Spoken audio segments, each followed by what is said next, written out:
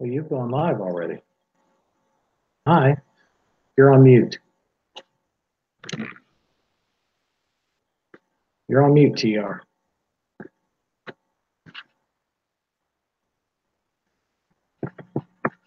I know I'm not on mute. There you go. You're on. Yeah. You're live. I'm gonna put the State of the Union up right quick. Okay. Okay. Hey everybody, hang on. Bad timing.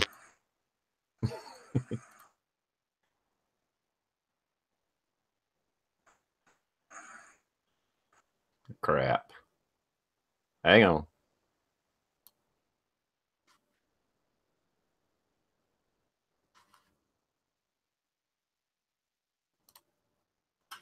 Well, I'm trying.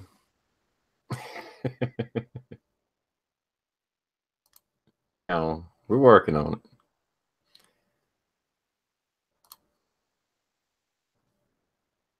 Dang it. Of the Cajun Navy, right. Racing to the rescue try it of their again. fishing boats to save people in the aftermath of a totally devastating hurricane. It won't let me do it.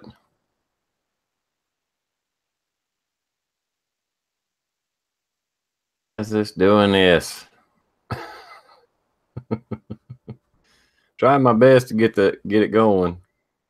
Hurricane. We saw I guess because it's live. strangers from a hail of gunfire on the Las Vegas Strip.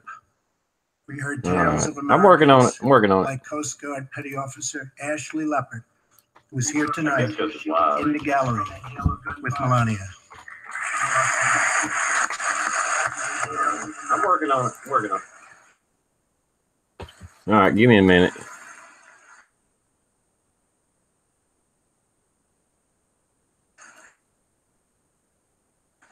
Back up. Maybe I can. Let's see. 60 children trapped at a California summer camp. All right, I'm gonna try it again. Those devastating wildfires. To everyone still recovering in Texas, Florida, Louisiana, Puerto Rico, and the Virgin Islands, everywhere. There you go.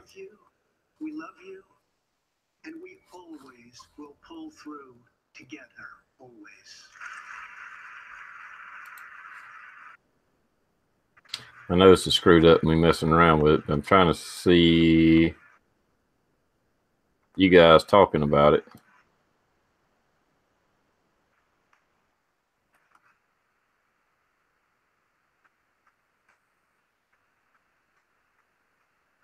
Thank you to David and the brave people of California. Thank you very much, David.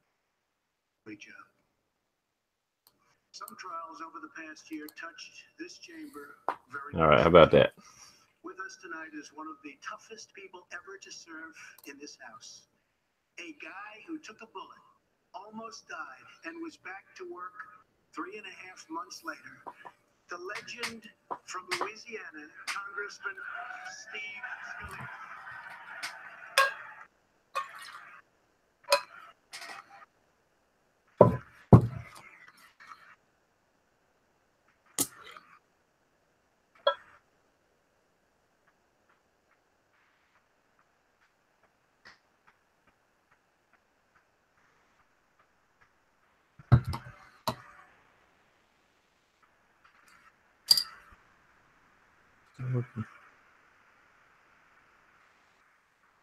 I think they like you, Steve.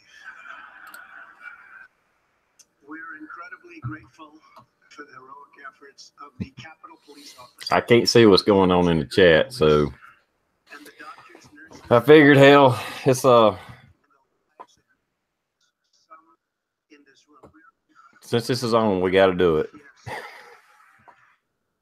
I can't see what's going on in the chat. So. God damn it! I figured, hell, it's Now everyone knows why you always go on late. Yeah. The cat's out of the bag. Yeah, I see the chat. Is anybody else joined, or is it just me and you, Daniel? So far, it's just you and I. Okay. All right. Thanks. Keep me posted. If anybody joins, let me know. Okay. Yeah, you just lucked out. My Wi-Fi just came up 5 minutes ago. It was down. Oh, really? Oh, it was down hard. I had people trying to get a hold of me. I was sitting there trying to type back, I'll give them an answer on stuff. I answered your invite here, and all of a sudden I look up and it's live. It's like, whoa. Well, I was hoping this started earlier. Okay, I can see the side chat. Can y'all hear the State of the Union address? It'll take a minute. Yeah, they're just clapping now. I can hear them clapping.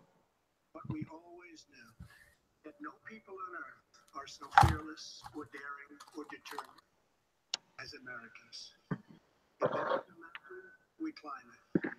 If there's a frontier, we cross it. If there's a challenge, we tame it. If there's an opportunity, we seize it. So let's begin tonight by recognizing that the state of our union is strong because our people are strong. Let me ask him.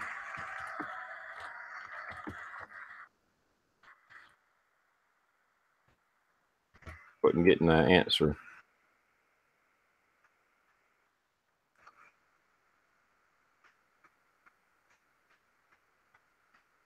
Together, we are building a safe, strong, and proud America. Since the election, we have created 2.4 million new jobs, including Coming through loud and clear now. 200,000 new jobs in manufacturing alone. Tremendous number.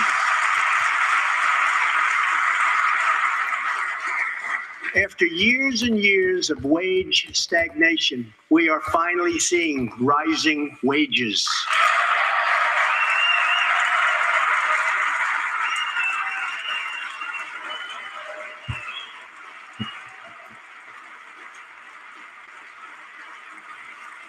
To only commentate on it a little bit. I got rights to it. A 45-year low. Yeah, he needs to brag a lot on how good the last year is going. And something I'm very proud of, African American unemployment stands at the lowest rate ever recorded.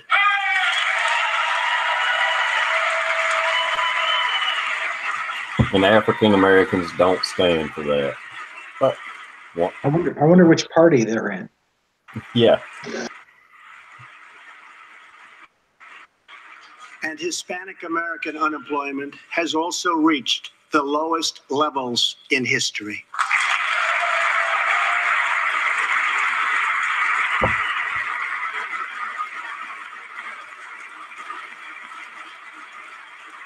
Small business confidence is at an all-time high. The stock market has smashed one record after another, gaining $8 trillion and more in value in just this short period of time. The great news... Could you imagine if Hillary had won? The great news for Americans, 401k, retirement pension, and college savings accounts have gone through the roof. And just as I promised the American people from this podium 11 months ago, we enacted the biggest tax cuts and reforms in American history. Well, at least that one's one that the Democrats let him get through. Okay, there we go. Our volume's a little higher than the what I'm watching, so just trying to control that. Yeah, I mean, you can call it whatever you want, but the stock market's exploded, the economy's booming. It may crash tomorrow, but right now it's going for good. The middle class and small business, to lower tax rates for hardworking Americans. We nearly doubled the standard deduction for everyone. Well, when does it take effect? Is that going to take effect in this tax season or next? Now, the first $24,000 earned by a married couple is completely tax-free. Not sure how when everything takes place. I'm assuming it's next We year also everything takes doubled place. the child tax credit. Or this year, my bad, this year. A typical family of four making $75,000 will see their tax bill reduced by $2,000, slashing their tax bill in half. Hey, can I claim a gun as a child? Because I got a feed of ammunition. Well, now if your YouTube channel is a business, you can write that as a tax deduction. Oh, that's true. Pops was given lessons on that. Under the old and very broken system, and millions of Americans will have more take-home pay starting next month. A lot more. Well, I've already spent $1,500 on guns this year in 2018 to start with. You know, you're a quick starter. Yeah. Started off with a bang. It's only the 30th. Oh, dude, it looks like a damn comedy movie. Half the people ain't standing up and they're clapping. Cruel tax that fell Well, at least 48's not standing up.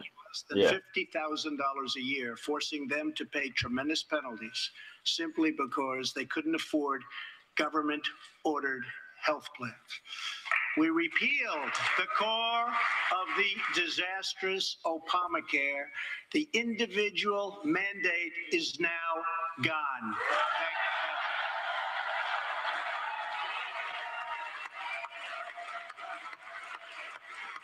Yeah, Midas says it starts in February. Okay.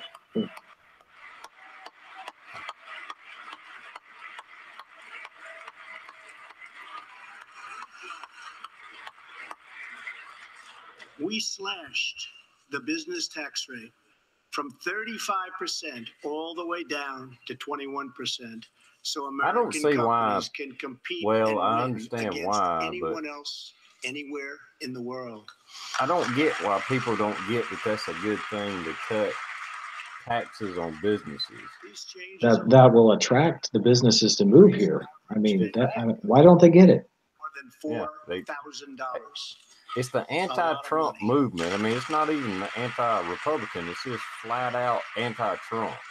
It's beyond the Republican Democrat have also thing. Received a massive tax cut. You know, it's Trump. No matter what he says, we hate their business income. He's a racist. Here tonight. Well, I'm kind of thinking it doesn't matter what Republican got into office.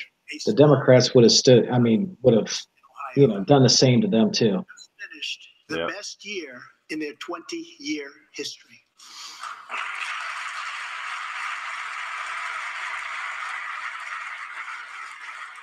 I mean, you can tell just by watching who stands and who sits in this address. The Democrats will not stand up for anything. No. Even though they were calling for immigration reform just 3 or 4 or 5 years ago, now all of a sudden they changed their position 100%. Yeah. And it's racist. Into the building. And Trump gave them more than what they were asking for on all accounts. Yeah. Yeah. One of S.T.F.'s employees, Corey Adams, is also with us tonight. Corey is an all-American worker. He supported himself through high school, lost his job during the 2008 recession, and was later hired by S.T.F., where he trained to become a welder. Like many hardworking Americans, Corey plans to invest his tax cut raise into his new home and his 2 daughters' education. Corey, please stand.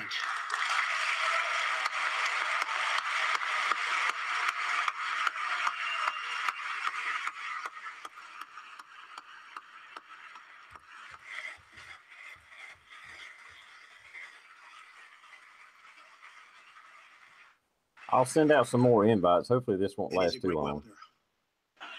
I was told that by the man that owns that company that's doing so well. So congratulations, Corey.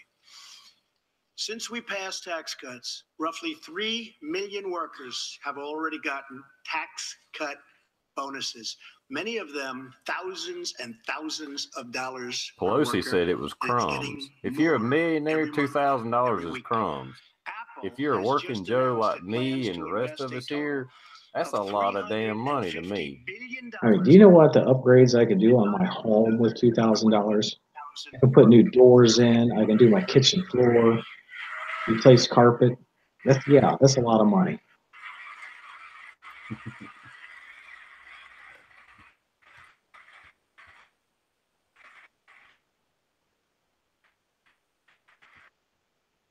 Just a little while ago, ExxonMobil announced a $50 billion investment in the United States. Just a little while.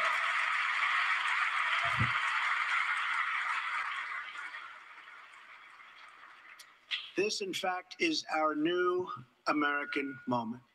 There has never been a better time to start living the American dream.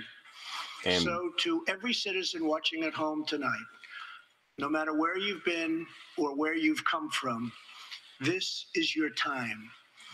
If you work hard, if you believe in yourself, if you believe in America, then you can dream anything. You can be anything. And together, we can achieve absolutely anything. And he forgot to add, it's a gun buyer's market right now. So stock up on guns and ammo because this shit is as cheap as it's probably going to be forever. Buy. Buy it, not buy like as in see you later. No, buy guns, buy ammo. Tonight, I want to talk about what kind of future we're going to have and what kind of a nation we're going to be. All of us together as one team, one people, and one American family can do anything.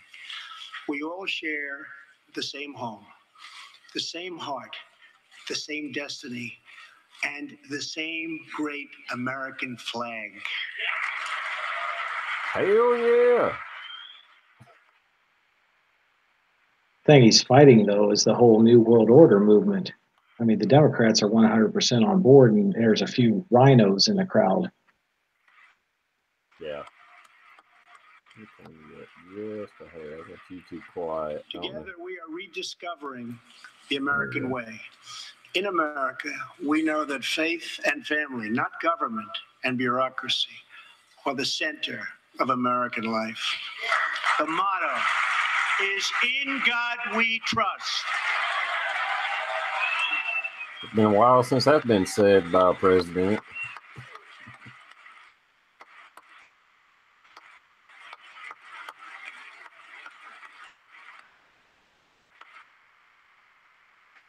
See, are the Democrats sitting down? Oh, they're sitting down. Oh, Pelosi is clapping, at least. And we celebrate our police, our military, and our amazing So I'm not sure what God as she's, heroes who deserve our total and faithful to. unwavering support.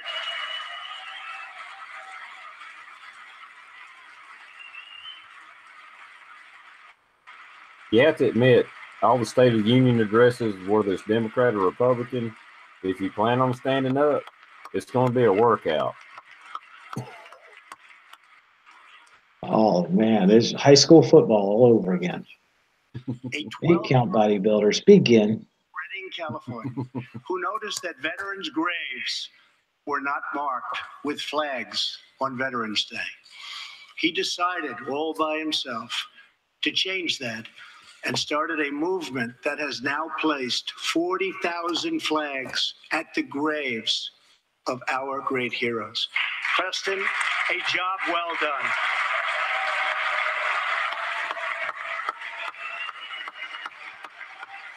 And if you can't respect that, fuck you. That's all I can say.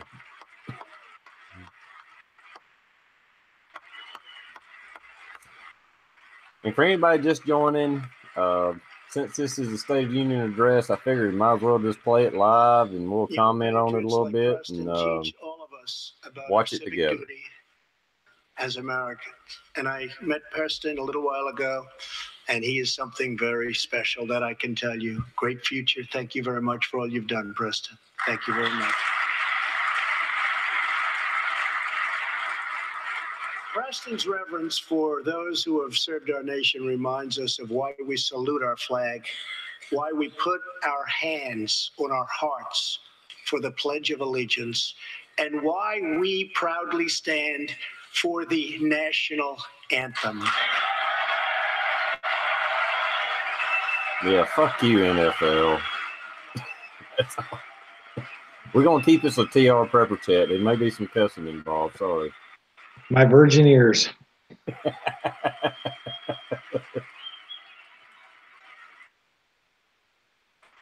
In God we trust, and how many people have died for that flag?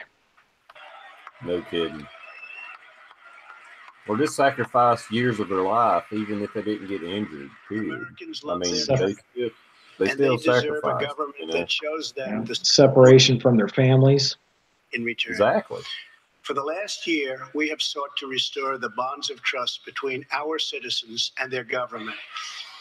Working with the Senate, we are appointing judges who will interpret the Constitution as written, including a great new Supreme Court justice and more circuit court judges than any new administration in the history of our country. I'm hoping some Democrats' heads will explode to open up some, new seats for to be replaced. I hope we can move some of those Democrats to independence. Yeah. We are totally defending our Second Amendment and have taken historic actions to protect religious liberty.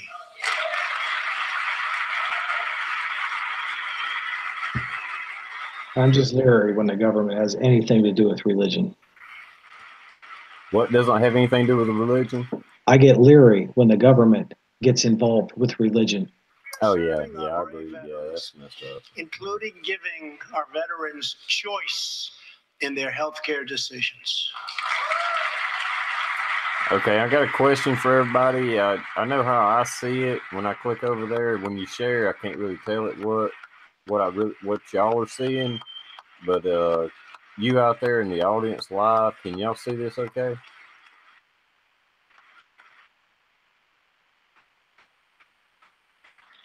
Last year, Congress also passed, and I signed, the landmark VA Accountability Act.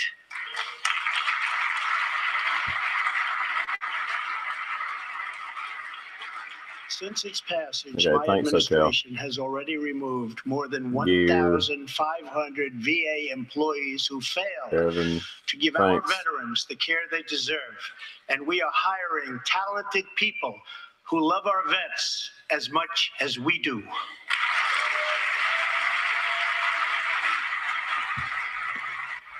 VA needs fixed and Social Security needs fixed. Yeah, it does too. Exactly.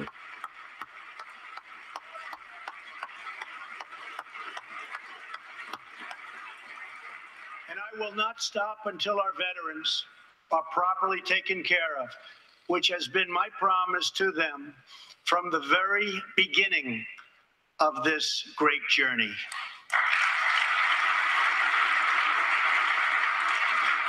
I really hope he accomplishes that.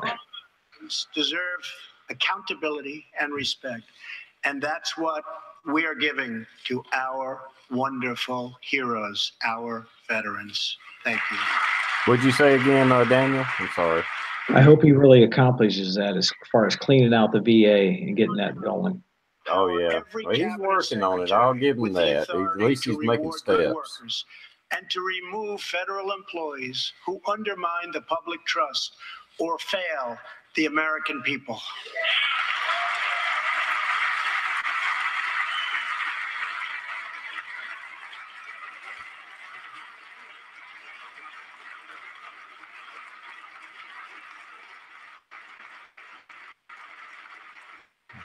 In our drive to make Washington accountable, we have eliminated more regulations in our first year than any administration in the history of our country.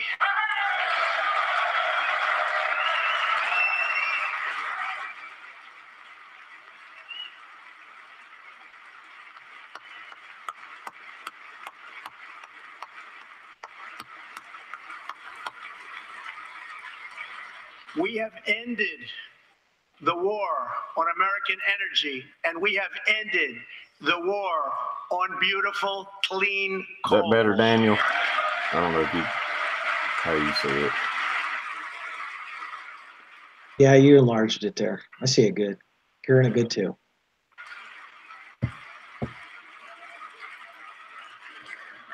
We are now very proudly an exporter of energy to the world.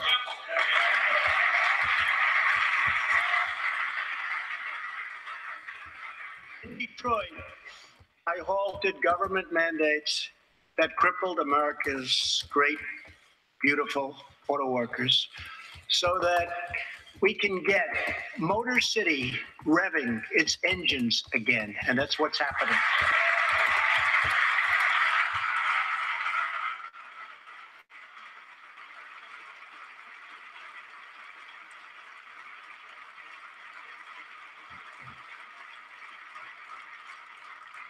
Many car companies are now building and expanding plants in the United States, something we haven't seen for decades.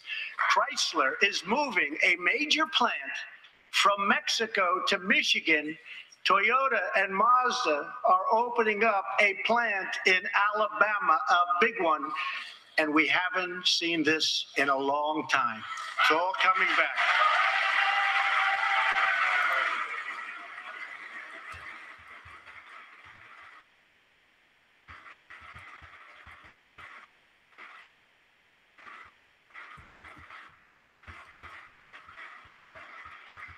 Very soon, auto plants and other plants will be opening up all over our country.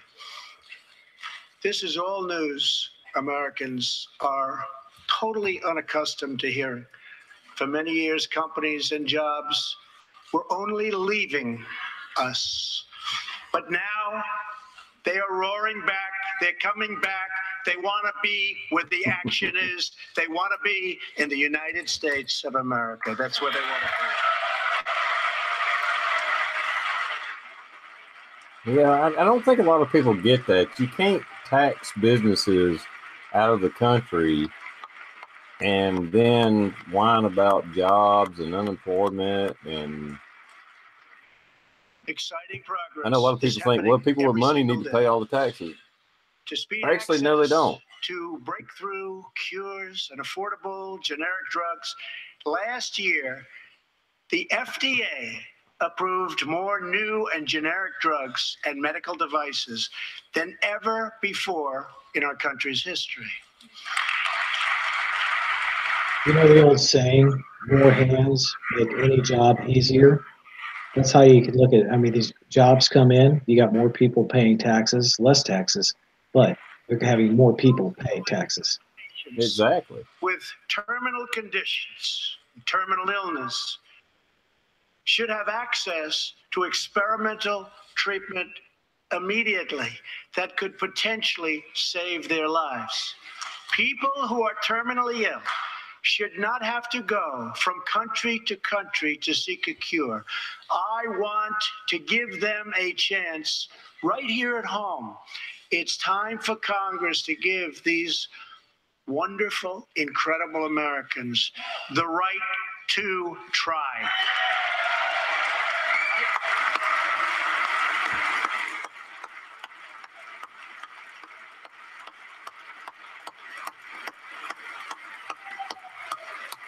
Yeah, our healthcare system's pretty messed up. I mean, it's not terrible. Well, depending on how you look at it, one of my greatest it could be worse.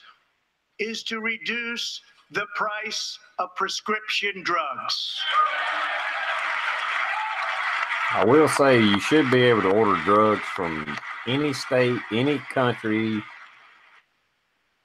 I think the pharmaceutical companies should have to compete with other countries.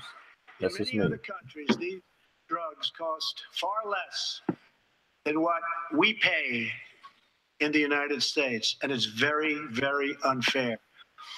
That is why I've directed my administration to make fixing the injustice of high drug prices one of my top priorities for the year.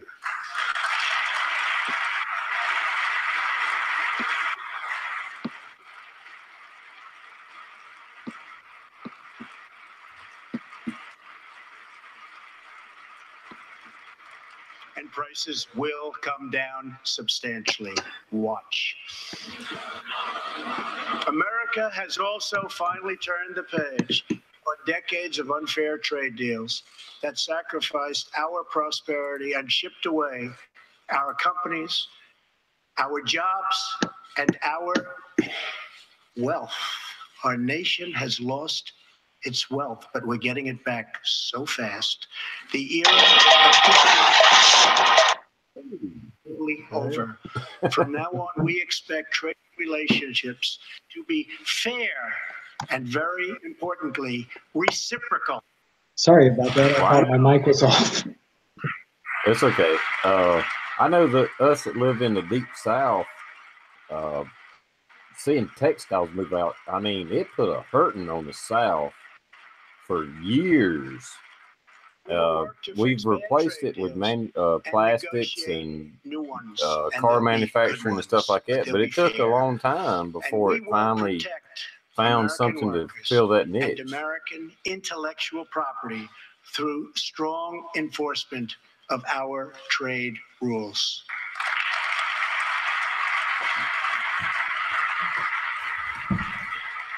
As we rebuild our industries, it is also time to rebuild our crumbling infrastructure.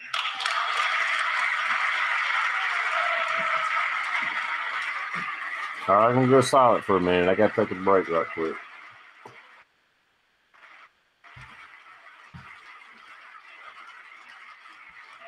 America is a nation of builders.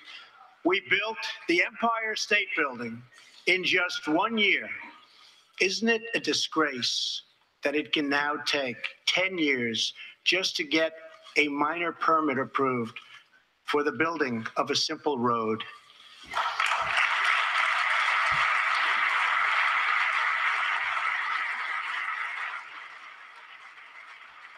I'm asking both parties to come together to give us safe, fast, reliable, and modern infrastructure that our economy needs and our people deserve.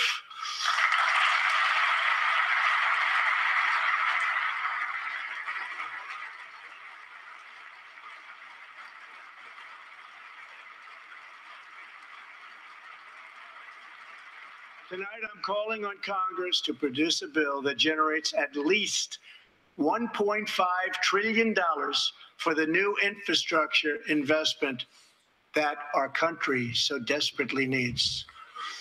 Every federal dollar should be leveraged by partnering with state and local governments and, where appropriate, tapping into private sector investment to permanently fix the infrastructure deficit, and we can do it.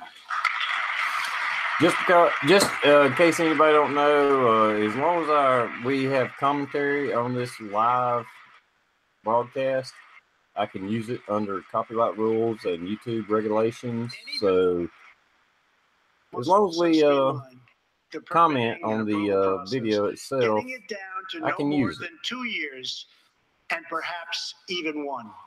Together, we can reclaim our great building heritage.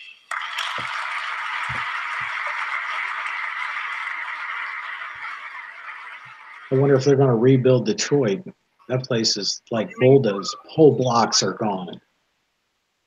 Railways and waterways all across our land. And we will do it with American heart, American hands, and American grit.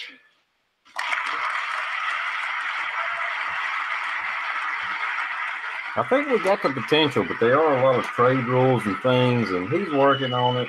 I'm not saying he's the great savior of the country, but by God, we're headed in a lot better direction than we have been in the last 8 Every years. child to be safe in their home at night. We just need a reinsurgence of the Tea Party. To be proud of this land that we all love so much. We can lift our citizens from welfare to work, from dependence to independence, and from poverty to prosperity.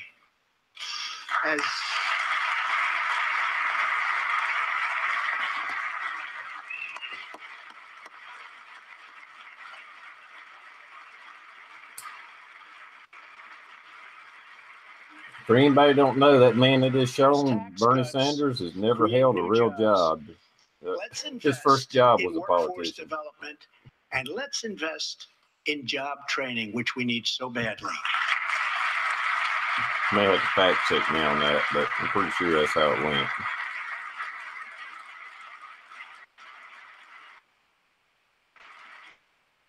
Yeah, I agree, car carrier. Can't fix it in a year, but you can start in the right direction. And realize their full potential.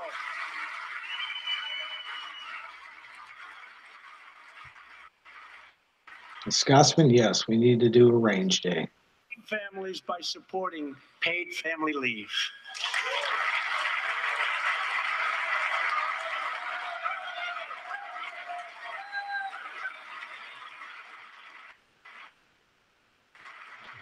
As America regains its strength, opportunity must be extended to all citizens.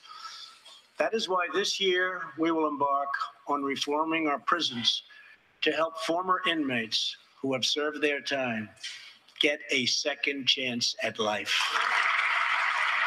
I know I may have some disagreement from the crowd out there, but I think we need to legalize a lot of drugs, or at least what would you call it if you decriminalize doing a lot of drugs? I guess it'd be the same thing. I don't know. Will also be helped. Yeah, it's just like prohibition. As long as it's prohibited, people are going to make money off of it, and those are criminals. Yeah, exactly. For decades, open borders. I think somebody that's going to be a heroin addict is going to be a heroin addict, whether it's legal or not. Vulnerable communities. They've allowed millions of low-wage workers to compete for jobs and wages against the poorest Americans. Most tragically, they have caused the loss of many innocent lives. Here tonight are two fathers and two mothers, Evelyn Rodriguez, Freddie Cuevas, Elizabeth Alvarado, and Robert Mickens. Their two teenage daughters, Kayla Cuevas and Nisa Mickens, were close friends on Long Island. But in September 2016, on the eve of Nisa's 16th birthday, such a happy time it should have been, neither of them came home. These two precious girls were brutally murdered while walking together in their hometown. 6 members of the savage MS-13 gang have been charged with Kayla and Nisa's murders.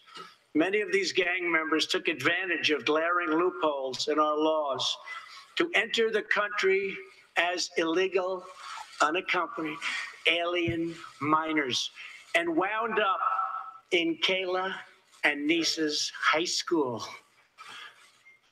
Evelyn, Elizabeth, Freddie, and Robert, tonight everyone in this chamber is praying for you. Everyone in America is grieving for you. Please stand. Thank you very much. That's DACA and in-your-face Democrats. Yes, exactly. Not all states keep up with all the stats, but there is like one state, I forget, I watched it on Tucker Carlson the other day, 70% were on some kind of government benefit. The vast majority had criminal records. I mean, it was awful. It was terrible. Can't say, oh, they're contributing to America. They're contributing by taking taxes and committing crimes. That's how they're contributing. Not all of them, but the majority are. I want you to know that 320 million hearts are right now breaking for you. We love you. Thank you.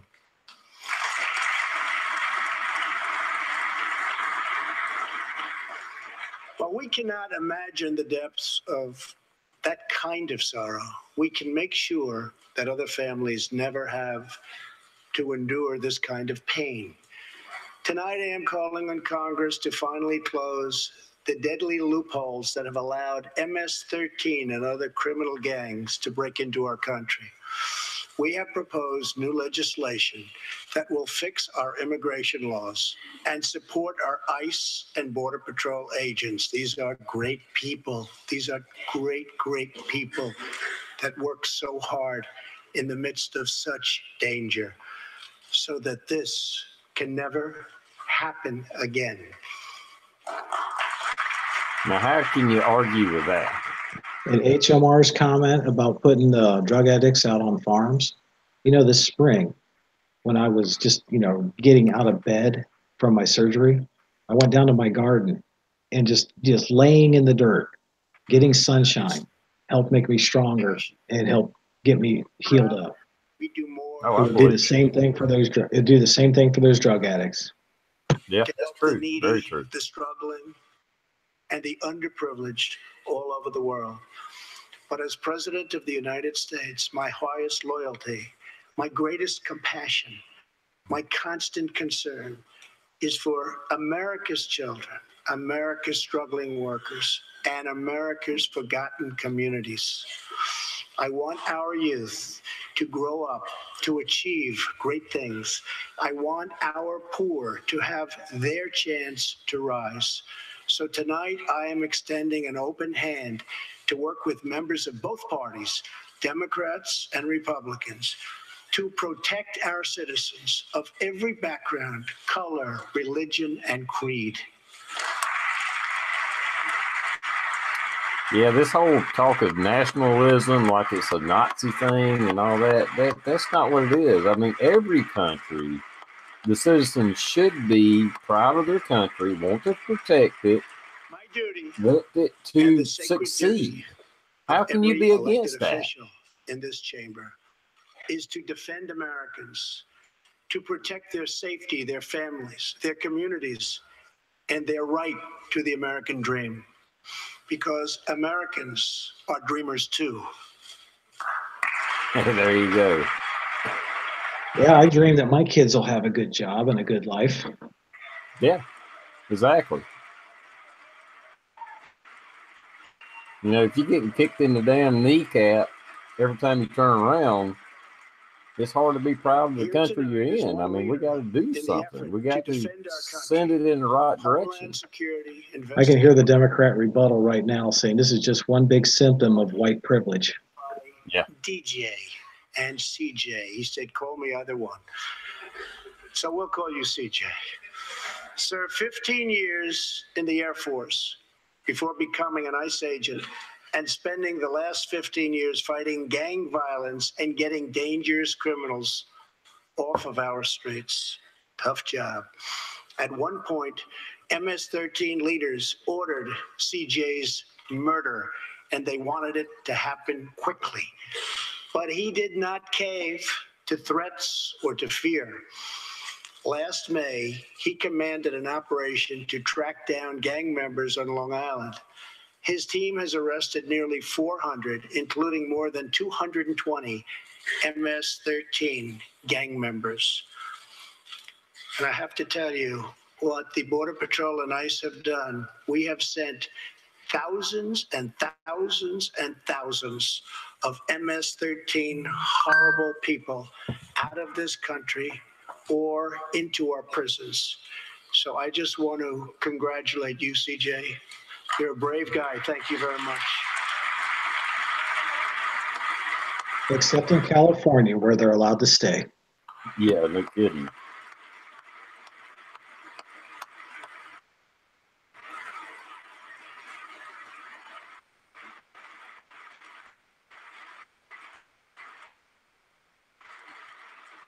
And I asked CJ, what's the secret? He said, we're just tougher than they are. And I like that answer. There you go. Now let's get Congress to send you, and all of the people in this great chamber have to do it. We have no choice. CJ, we're going to send you reinforcements, and we're going to send them to you quickly. It's what you need. You can build a wall out of men in uniform or concrete and steel. I don't give a damn. One of the two. Weeks, the House and Senate or both will be voting on an immigration reform package. In recent months, my administration has met extensively with both Democrats and Republicans to craft a bipartisan approach to immigration reform. Based on these discussions, we presented Congress with a detailed proposal that should be supported by both parties as a fair compromise, one where nobody gets everything they want, but where our country gets the critical reforms it needs and must have. Brilliant. Make Congress do its job. Exactly.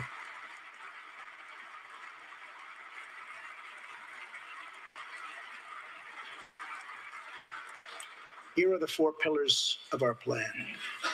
The first pillar of our framework generously offers a path to citizenship for 1.8 million illegal immigrants who were brought here by their parents at a young age. That covers almost 3 times more people than the previous administration covered. And see, what a lot of people don't realize, from what I understand, the DACA program didn't allow citizenship. It was just to protect. No, it didn't. And it had an expiration date. Exactly. And that's all he did, is he was letting it expire. It was up to Congress to do something about it. The president can't make people citizens. It takes Congress to make people citizens. You know, if they want to change the law or do amnesty or whatever, it takes Congress. The president can't do it.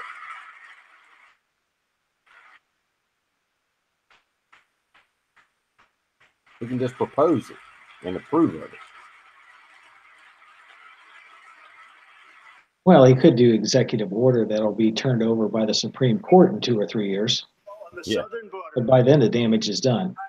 Yep. More heroes like CJ to keep our communities safe.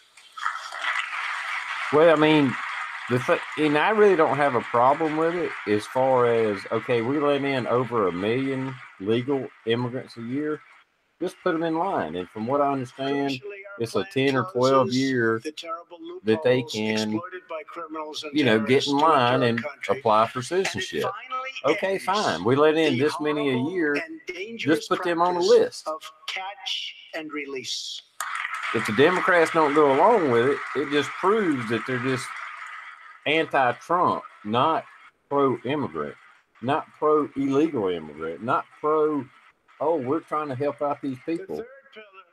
They're proving themselves, and that's what he said. That's what he done. Randomly hands out green cards without any regard for skill, merit, or the safety of American people. I had to go through a background check to get my fucking job where I work at now. I had to get a background check just so I could exercise my Second Amendment right. Yeah, exactly. And we're letting people in without a background check. You gotta fix this. And who will love and respect our country.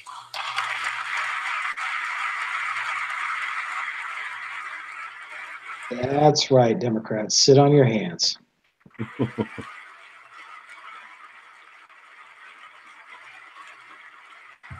fourth and final pillar protects the nuclear family by ending chain migration. You definitely got to do that.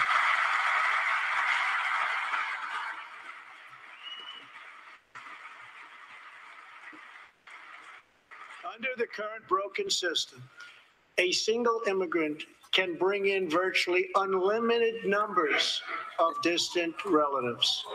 Under our plan, we focus on the immediate family by limiting sponsorships to spouses and minor children. Immediate family. What's wrong with that? What was they fucking booing about? Oh, Democrats. They were booing Trump. Reform is necessary not just for our economy, but for our security and for the future of America. We just had 2 terrorist attacks by chain immigration in New York policies. Made possible by the visa lottery and chain migration. In the age of terrorism, these programs present risks we can just no longer afford. It's time to reform. Amen, brother. These outdated immigration rules and finally bring our immigration system into the 21st century.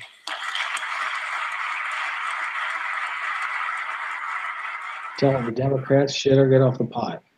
These four pillars represent a down-the-middle compromise and one that will create a safe, modern, and lawful immigration system. For over 30 years, Washington has tried and failed to solve this problem. This Congress can be the one that finally makes it happen.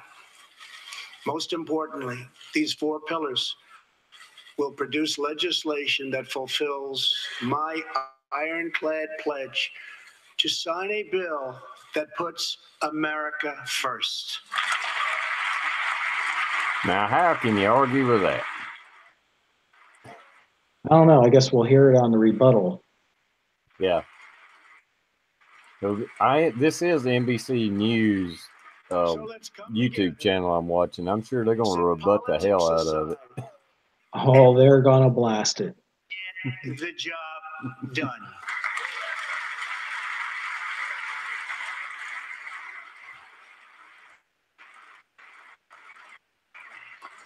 These reforms will also support our response to the terrible crisis of opioid and drug addiction. Never before has it been like it is now. It is terrible. We have to do something about it. In 2016, we lost 64,000 Americans to drug overdoses, 174 deaths per day, 7 per hour. We must get much tougher on drug dealers and pushers if we are going to succeed in stopping this scourge. Well, I have to disagree with that because a lot of that is actually prescription drugs. But, you know.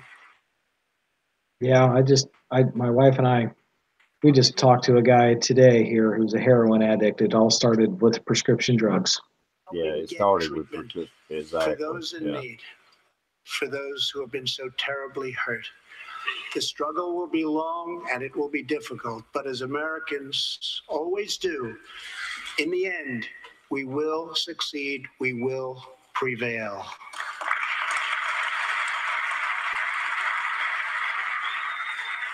Yeah, even with this liberalism,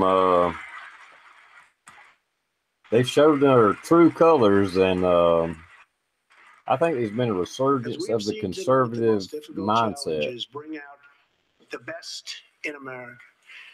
We see a vivid expression of this truth in the story of the Holetz family of New Mexico. Brian Holetz is 27 years old, an officer with the Albuquerque Police Department.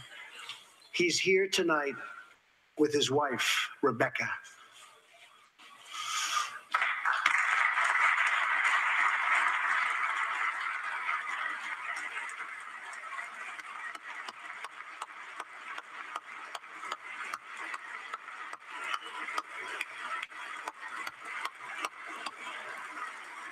Thank you, Ryan. Last year, Ryan was on duty when he saw a pregnant, homeless woman preparing to inject heroin.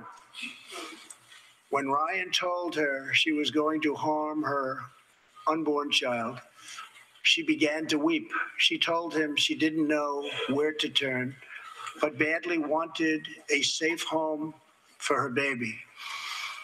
In that moment, Ryan said he felt God speak to him. You will do it because you can. He heard those words.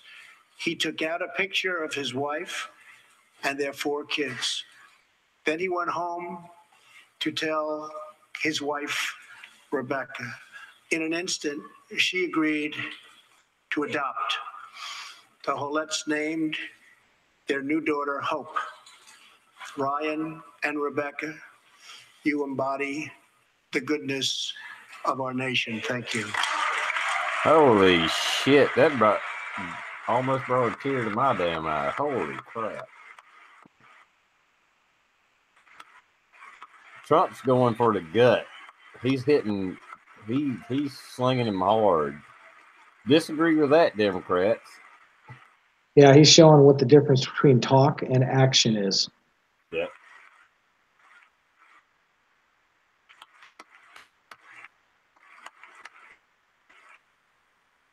Thank you, Ryan and Rebecca.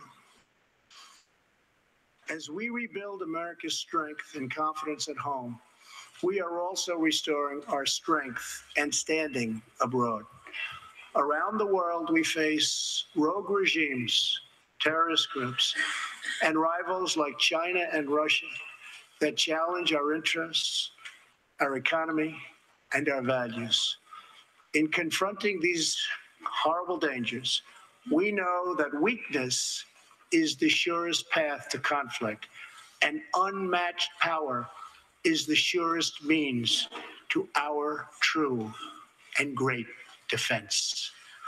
For this reason, I am asking Congress to end the dangerous defense sequester and fully fund our great military.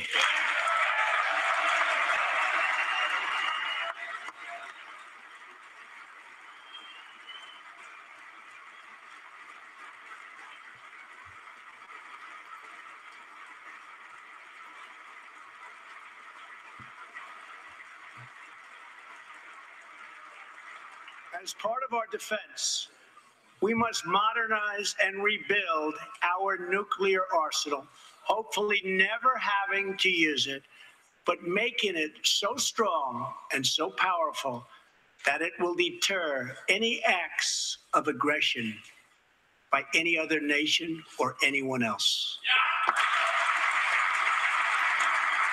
He just put some chips on the table so they have future bargaining power. Yeah, I think so.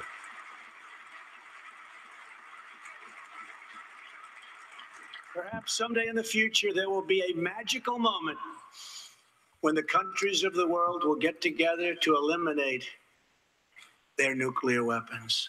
Unfortunately, we are not there yet, sadly.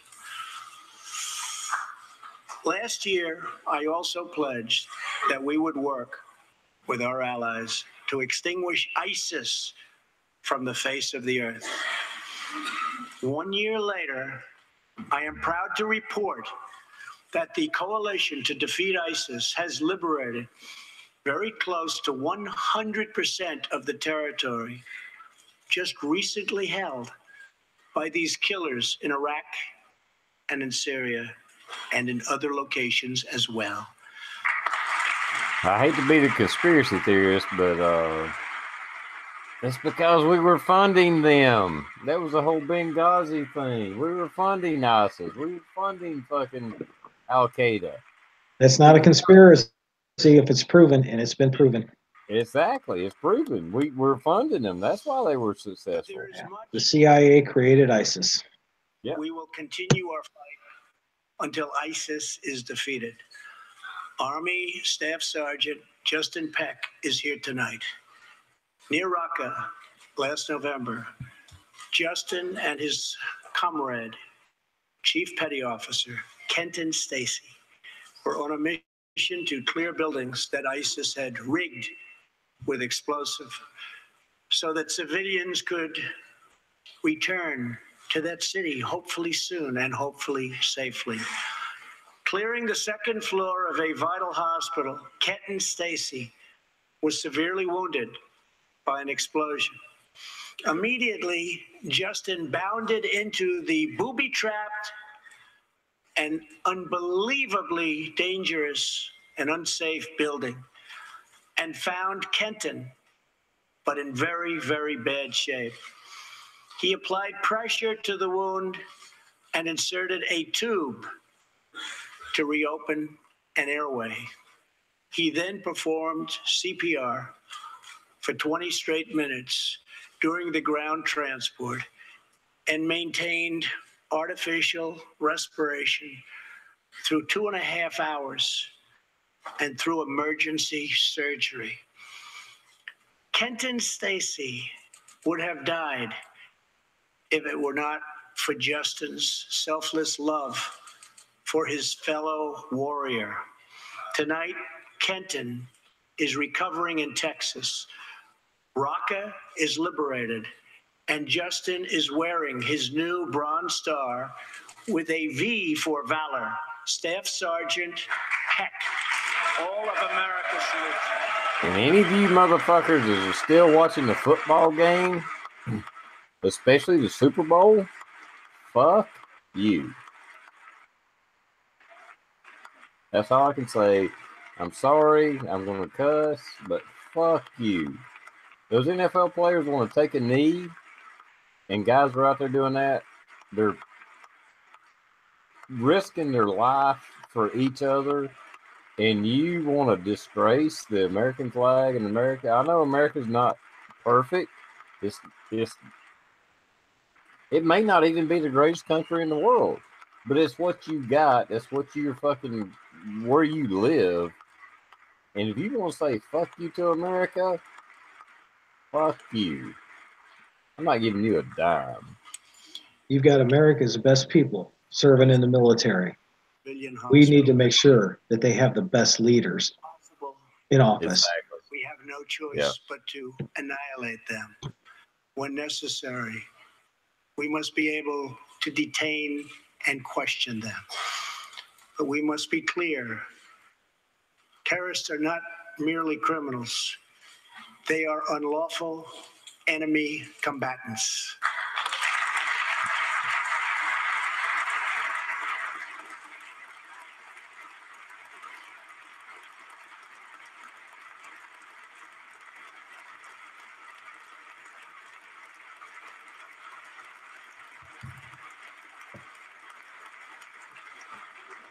And when captured overseas, they should be treated like the terrorists they are.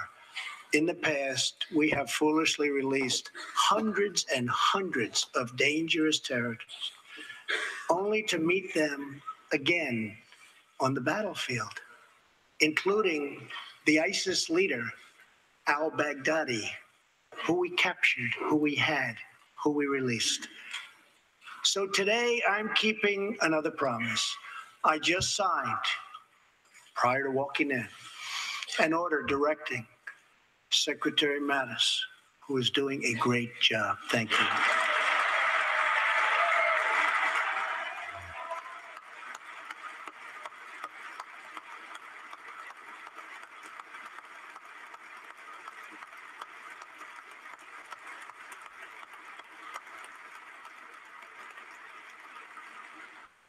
To re-examine our military detention policy and to keep open the detention facilities in Guantanamo Bay.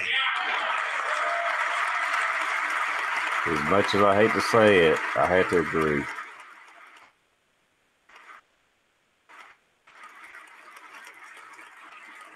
I am asking Congress to ensure that in the fight against ISIS and al-Qaeda, we continue to have all necessary power to detain terrorists wherever we chase them down, wherever we find them. And in many cases, for them, it will now be Guantanamo Bay. That's where that bow bird or whatever fish should be. Putting Gitmo or stood up against the wall and shot. How many of the U.S. soldiers died trying to rescue him when he just went out to betray and gone to the other side?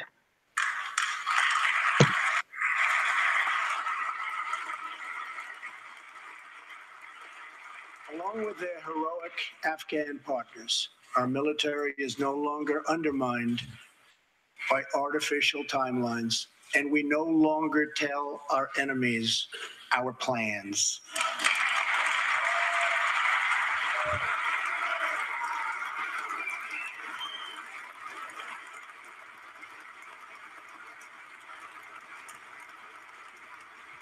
Our plan should be two in the chest, one in the head. They also took an action endorsed unanimously by the U.S. Senate just months before. I recognized Jerusalem as the capital of Israel. I really don't understand why that's such a big deal. And I know the conspiracy theorists out there are going to fucking break my ass over this, but Jerusalem is the capital of Israel. It is. It's not that we recognize it or not. Shortly It is. afterwards, dozens of countries voted in the United Nations General Assembly against America's sovereign right to make this decision. In 2016, American taxpayers generously sent those same countries more than $20 billion in aid. That is why tonight I am asking Congress to pass legislation to help ensure American foreign assistance dollars always serve American interests and only go to friends of America, not enemies of America. Bravo. You're going to hear the Dems scream about that.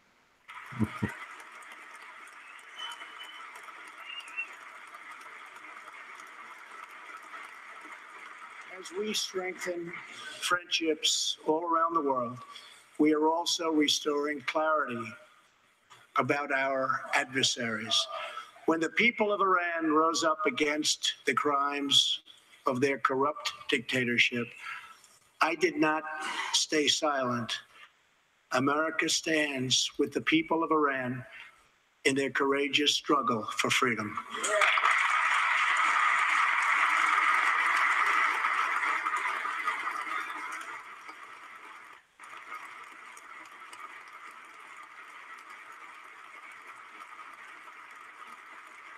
I am asking Congress to address the fundamental flaws in the terrible Iran nuclear deal.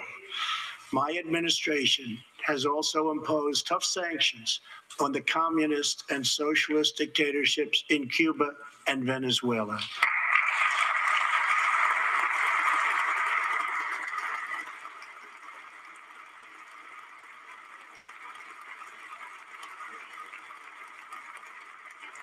But no regime has oppressed its own citizens more totally or brutally than the cruel dictatorship in North Korea. North Korea's reckless pursuit of nuclear missiles could very soon threaten our homeland.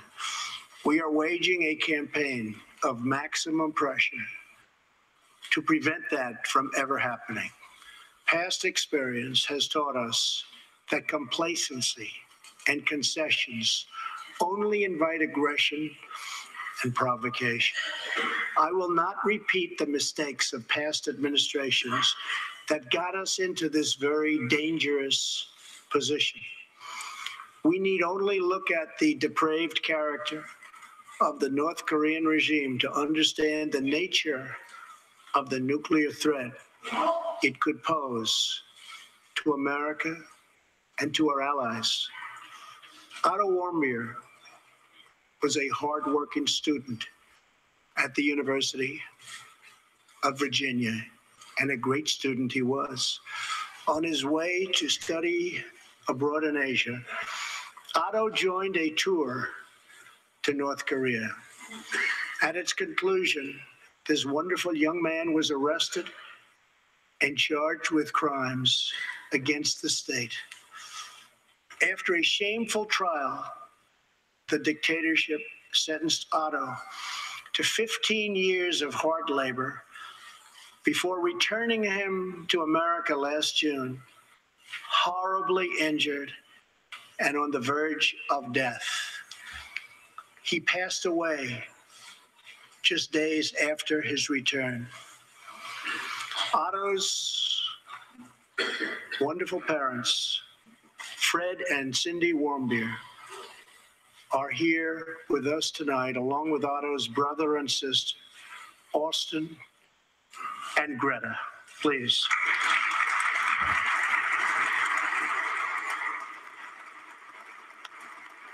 Yeah, Obama supporters, Hillary supporters, what do you think about that? Obama didn't do a fucking thing for him. Not one, he didn't lift one fucking finger. He didn't help that vet in Mexican prison just because he missed the exit. Yeah.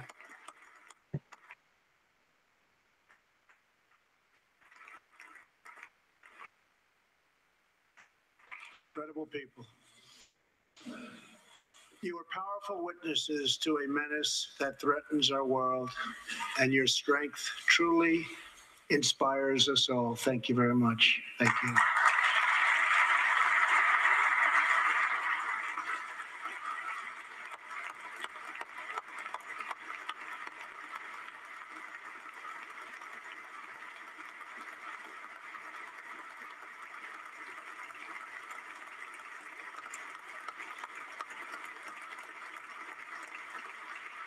Tonight, we pledge to honor Otto's memory with total American resolve. Thank you. Finally,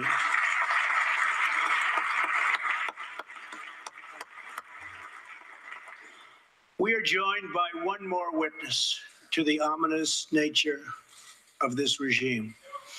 His name is Mr. Ji Sung Ho.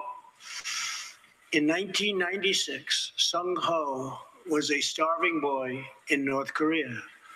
One day he tried to steal coal from a railroad car to barter for a few scraps of food, which were very hard to get.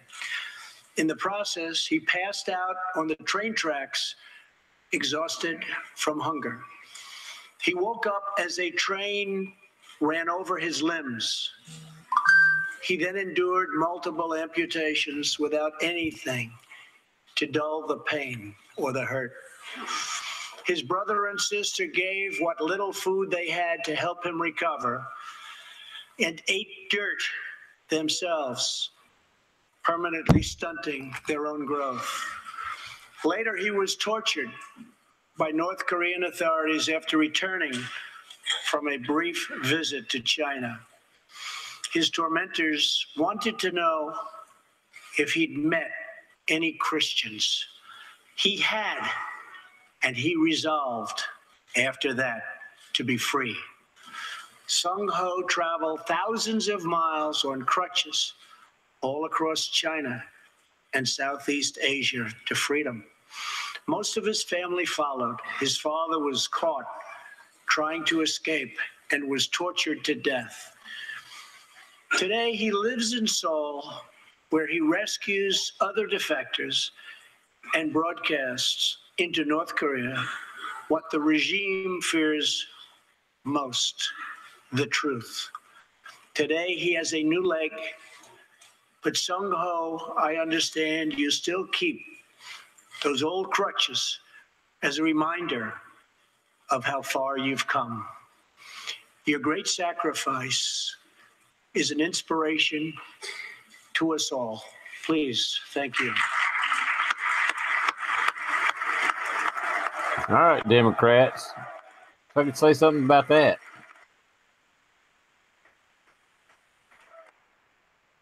Oh, that's right. Trump's a racist.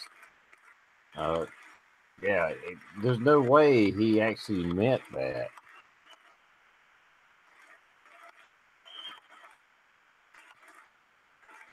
Come on, libtards. Let's hear you say something about that.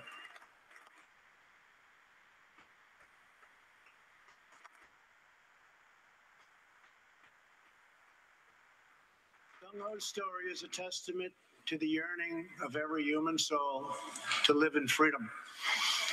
It was that same yearning for freedom that nearly 250 years ago gave birth to a special place called America.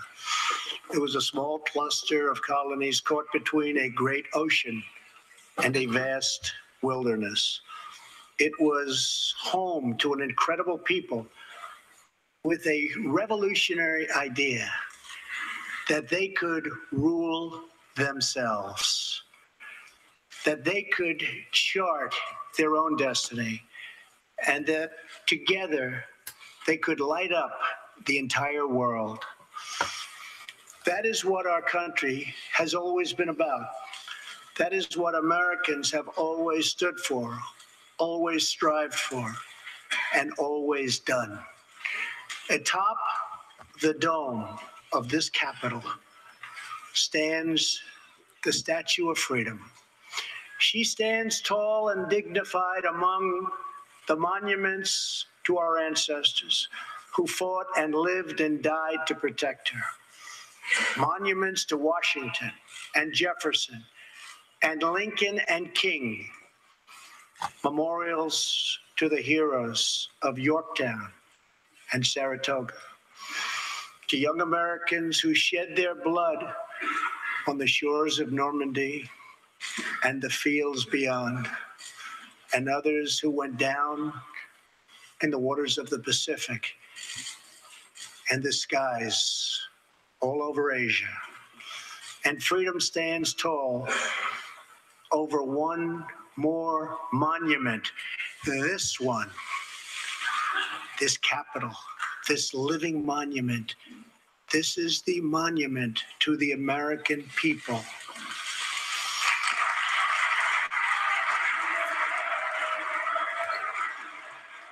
I think we're upping our involvement in North Korea. Yeah.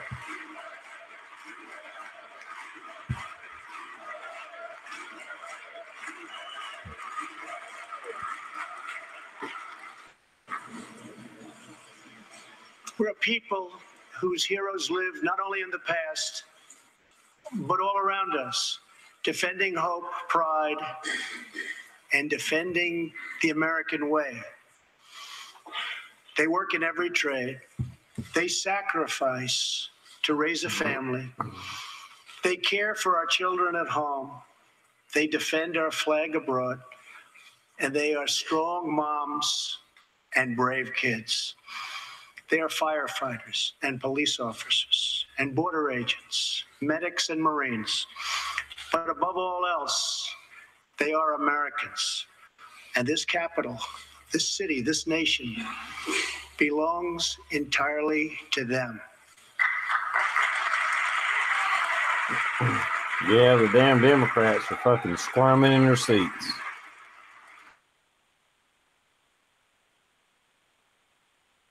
Well, one thing, they got a copy of the speech, so they're definitely going to have their rebuttal and talking points ready. Oh, yeah.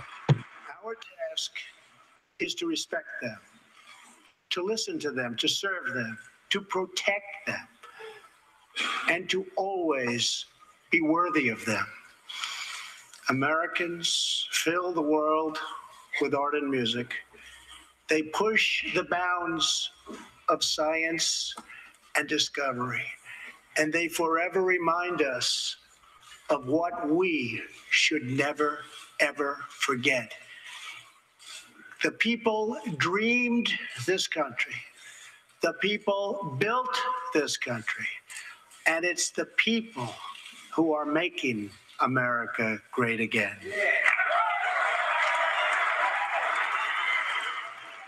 And the Democrats still can't stand. They still can't stand up. I keep seeing this one Democrat. He gets up about 6 inches and gravity pulls him back down every time. They hate America might be a good country. As long as we are proud. We need to be communist. And what we are fighting for. There is nothing we cannot achieve. As long as we have confidence in our values, faith in our citizens, and trust in our God, we will never fail. Our families will thrive. Our people will prosper. And our nation will forever be safe and strong and proud and mighty and free. Thank you, and God bless America. Good night. TR, in that last closing statement, you just declared that the United States is once again a country under God, where Obama, our former president, said we are no longer a country under God. He just reinforced it. Exactly. That's exactly what just happened. All right, we're back live. Yeah. I mean, like I said, I mean, when's the and I'm not a very religious person, but when's the last time a president said, you know, we're a country under God? Um, hey, Rosie. Nice speech, huh? Yeah, I thought so. That was outstanding. I got to say, he really knocked the cover off the ball with that speech. That was excellent. That was very moving. I'm glad he didn't try to rub Democrats and nose into the whatever. I'm glad he didn't try to make fun of them for past mistakes or whatever. He just said, Did you "Hey, notice? Did you notice, Tr? He just rose above it. He didn't even talk about Democrats and shit. He just rose above it. He yeah, said he was going to put things right back in their plate in the Congress and the Senate and said, give me something, I'll sign it. yeah, Yeah, I think it's amazing. He just rose above any mention of politics and just got right to it and stuff. Those dickheads coming up from overseas. yeah." Because I mean, from Mexico or where South America, M13 or whatever those assholes are. I liked his speech. It was great. good job. And I had a feeling it was going to go that way. That he was just going to put forth what he wanted to accomplish, what they were accomplishing, and not try to. Really, just not get politics involved. It's like, look, this is what we need to do. This is what we're doing. This is what we accomplished, and we need to continue. Yeah, I was just very impressed. Probably one of the, I've been listening to them for a lot of decades. That's probably one of the most impressive ones I recall. Most of them are just blub, blub, blub crap. So I didn't particularly like Trump's last year, but this I thought was outstanding. Really had to, he really had this well written. This was a very well crafted speech, I thought. Mm-hmm. Yeah, and that, being the bad timing that sometimes my chats fall on, I just figured, what the hell? We'll just show the damn State of the Union that's going on. We all want to watch it, or at least I did. And I was like, well, fuck it. We'll just put it on chat and comment on it as it's going on. And it will be, as long as like me and Daniel or whoever were commenting on it, it's up for fair game. I can broadcast it. Yeah, I don't think YouTube has an issue when it's a feed out of a single pool source. I mean, they don't allow everybody to have a camera in there. There's only one pool camera, so the networks have no greater right than anybody else to what's coming in. So, they use a pool camera. Yep.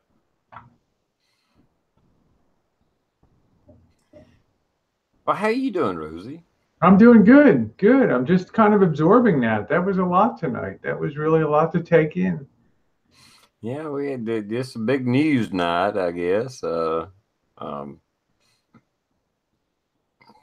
don't know, for better or worse or whatever, it is what it is. But and I am biased.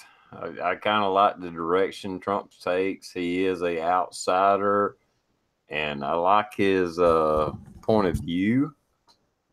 Not always, but for the most part, I like what he's doing. Um, Compared to the last 8 years, it's hard to not argue with whatever he's doing. Anyway. After watching that, I'm looking at we need a reinsurgence of the Tea Party and talk to all those people come election, any kind of election. They just stay at home because they think their vote doesn't matter. They do matter. And Yeah. everybody just gets together and gets out there and votes. We can help keep our country. Yeah. You sit at home, you're going to lose it. Yeah, you can't go on polls. You can't go on news. I mean, the Trump presidency election definitely proved your vote counts. I don't care if you live in California, it still counts because they were trying to use Hillary got the popular vote. She should have won. We should change the system. That in itself should change your mindset that, well, I live in a liberal town or a Democrat town and my vote don't count. No, vote any fucking way. Because then they're going to try to use that as ammunition to change the Constitution. I don't care how liberal the damn state you live in or county or whatever it is, vote anyway. Because they're going to use that as ammunition to counter that, hey, this system don't work. If it wasn't for the electoral vote, fucking Hillary would be president right now. So, am I still presenting?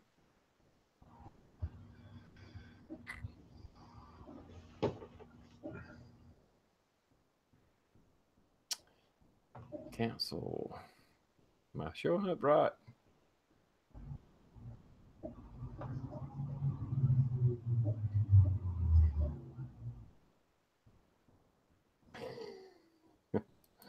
I had to screen share things all fucked up now. I'm trying to get a few. We got some interesting things going on in the economic world, but I'm trying to get this thing. I wanted to. Where in the hell did that go? Son of a. Just give me a minute, TR. I hate this screen share thing. It's such a pain in the. It is a pain to screen It is share. so painful, this thing. Did you hear some of the words that the Democrats were coughing during the speech? Yeah, I caught that.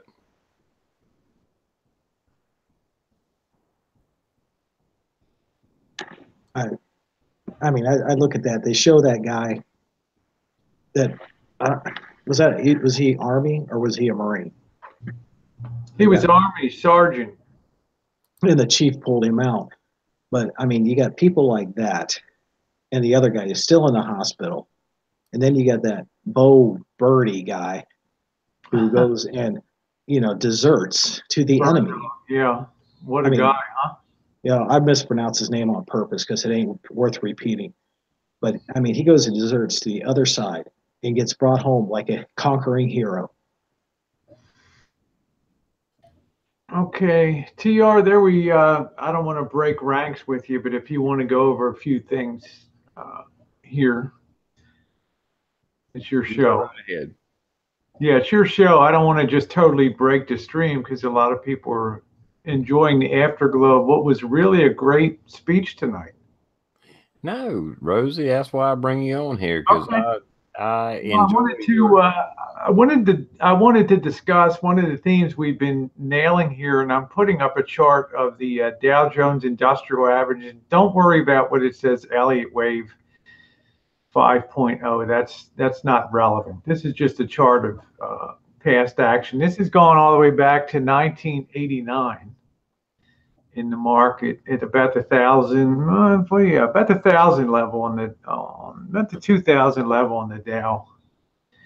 And I'll draw your attention to this last run that we had up here, from here up to about here. And I was been talking about a parabolic or a straight up finish to markets. So I want everybody to just be aware. I'm not going to tell anybody what to do, but I'm just saying, just be aware. Was the value greater here at 18,000 or is it greater here at 26,000? And look at the compressed time frame that happened in a year and a half. So I just caution people, trees don't grow to the sky. And the situation here is that we're going to reach a terminal point where you hit your maximum trajectory, your maximum upside thrust, and then you never regain that again. And here's the reason why. And let's go to, let me see what else I have on here. This is new to me. I screw up this stuff all the time, so just be patient with me. Here's the, and I hope you can see that. All right, let me see. You can see here the 10-year, the chart of the 10-year note, and this goes all the way back to 1954, and you can see that 10-year note started with yields at about 2%, went all the way up to what the heck that was. And I hope you can see this okay. All the way up to 15, almost 16% here, just when I was getting out of college.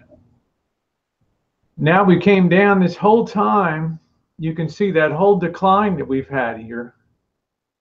And it looks now like we're just not going to be able to push that envelope any lower. So interest rates are on the rise now, I believe. And as such, they're going to start posing some type of threat to the stock market because they're an alternative place that money can go. Now, granted, yields are still super low, but they might they might accelerate out of this as people realize that the long-term bull market and lower rates is coming to an end. It's been in force since 1980, this trend downward in rates. That's going to provide some competition for the stock market. It's going to be a very small nagging. It's going to be no more than a mosquito bite in the immediate future, but it could become a vampire over time. So just be aware of that. Let's see what else we have here.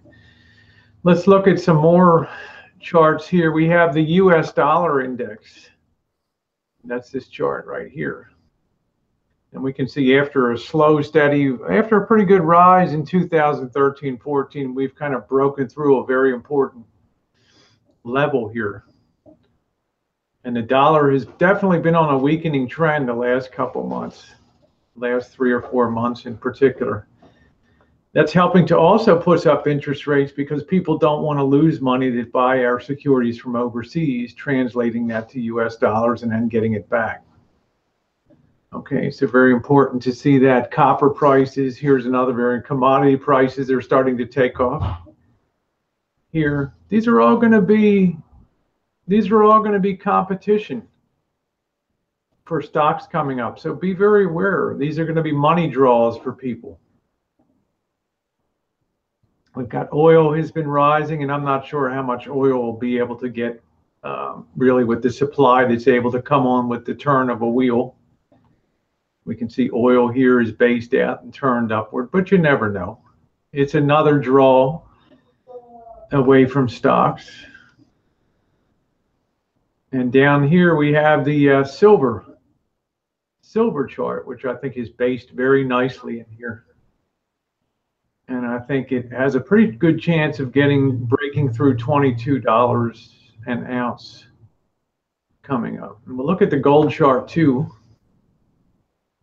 here, and you can see after that really nice rise in 2011, 2012, we basically have been consolidated that whole run up, and now I think we're putting in a nice rounded bottom here to start our next move upward. And I wonder if that's going to coincide with a real radical weakening of the dollar and a decline in stocks. So we shall see. So okay, so I think that's about all I got on that. I'm going to try to get out of that now, but you can kind of see what I'm seeing here in terms of values, and I just don't think that the value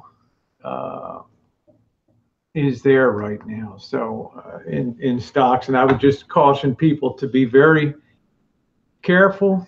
I don't think that there's any downside to silver at all. I think Bitcoin could possibly go to zero. And if you want to talk about why, we can talk about that. I need to remove this from screen sharing now. So, okay. All right. I hope you all took a little bit of interest in that. I mean, it was a night for a victory lap tonight. I don't want to be a wet blanket on things. But I'm concerned when everybody is so one-sidedly bullish in something, I get nervous about it. There's much better values elsewhere for investments, and we've seen a few cracks appear the last couple of days. I'm not saying that the big kaboom is coming, but I'm saying they generally come out when everything is looking dandy and fine. So I don't want to see Trump end up being like a Herbert Hoover, who took the victory lap in the first year, and then the by the end of the term, they were running him out on a rail. So it's just something to think about when you keep pouring money into stocks. And I say you. David Smith said, let's talk about Bitcoin. And TR, with your indulgence, I'll do that. If you want to talk about, I don't want to monopolize. But there's a good chance that Bitcoin could eventually go to zero because it has no real value in mercantile trade. The only people that it really benefits are the underworld, is the underworld crime organizations, period. You can talk about the limited supply of Bitcoin to be mined. It also has the additional headwind that more and more, the Secretary of the Treasury says it should be regulated like anything else. J.P. Morgan, the chairman of J.P. Morgan, says it should be regulated like everything else. But you got to remember, this was created by a person with an idea. There's nothing intrinsically backing it. You can say the dollar's not backed, but it's acceptable in trade worldwide, and it's acceptable by the government of the United States and governments around the world. Bitcoin is tolerated because it's not so big right now. But what if it was just a big hyper hump and dump, like some alternative thing that's now had its run? And the winds are starting to push into the face of it, and is facing severe headwinds now. Therefore, as governments around the world start to clamp down on the viability and exchangeability of the Bitcoin, it's going to reduce its liquidity. It's going to make it harder to buy and sell. It's going to make it less attractive to people. Gold and silver are like the genies that were let out of the bottle. The government can't do anything about that. And they tried to do it in 1933, confiscating gold. But gold is too integral to the history of civilization to just be outright banned. There's too many other countries that wouldn't dream of not trading in gold and silver and having some amount of backing in their treasuries for that. Now, some people say, well, the Germans used to keep a lot of gold in the U.S., so it took years to repatriate or send that gold back to Germany. If they had Bitcoin, they could just do it with an electronic transaction. But Bitcoin, there's nothing there. Yeah, there's nothing behind it. It's all faith-based. It's faith-based to the extreme. And to me, it seems almost like a greater fool theory that the one that's left holding the bag is the one that gets screwed. The person that bought it $12,000 or something like that, so, or $14,000 or whatever it went up to. I just don't see future viability to the Bitcoin. And somebody did have an article that could Bitcoin go to zero, and the answer was yes, quite possibly could. Yeah, the Bitcoin, absolutely. That's the problem with Bitcoin or any of these crypto currencies. Yeah, you can make money on them. Don't get me wrong. I'm not saying you can't make money on them, but it's not a viable source of a long-term, hey, if I buy this, I'm going to, do good. It's faith-based, and it can fucking fail at any moment. Yeah, Southern Style says, I don't understand Bitcoin store of value. Bitcoin store of value, the real selling point to people was that there's a finite amount of Bitcoin there's a finite amount of coin to be mined. And beyond that, that's what keeps it sort of a limited market, theoretically, in your mind. But the problem is, since there's nothing backing it at all, nothing backing it, no tradable value, no store of value. It's an electronic currency. It's literally only worth what you can find somebody's willing to pay for that. The You can say, Bitcoin well, bubble is burst. gold isn't anything. Yeah, gold is something. Gold's malleable. It can be drawn into a super long lengths. It can be coated in very fine amounts on electronics. It's very useful. It's a very heavy element. It has tremendous number of uses. It's relatively rare. It's real. Like silver, same kind of deal. It has tremendous uses in industrial applications and also for collectible metals and precious metals. Yes, and gold doesn't corrode. That's exactly right. It's used in electronics. It's a wonderful element. Absolutely. So this is why I say they're far different, and it's also more readily accepted in in history through all of civilization to accept gold and silver as very trusted mediums of exchange. So would I own a Bitcoin? Hell no. Hell no. There's not a chance in the world that I would own that. I've survived 2 bubbles that I played on, and I made money on both bubbles. And Bitcoin bubble has popped. If you buy it now, you're an idiot. I mean, you take a look at the charts from earlier. If you're getting into the stock market now, you better think again. Silver is your best value right there. Because if the stock market crashes, if the US dollar takes a dump, silver is going to have international value where you can pay some bills off for a short term and help protect your assets. So right now, folks, you better be getting self-reliant, paying off as much debt as you can, and that way you can. I mean, boom, self-reliance. That's what it's all about. I agree. And these commodities have built tremendously strong bases over a period of years here. They've already proven they can hold up against selling pressure very well, because every time somebody's selling, there's somebody with a basket underneath buying it at that price. There's no downward pressure on these. It's been very buoyant.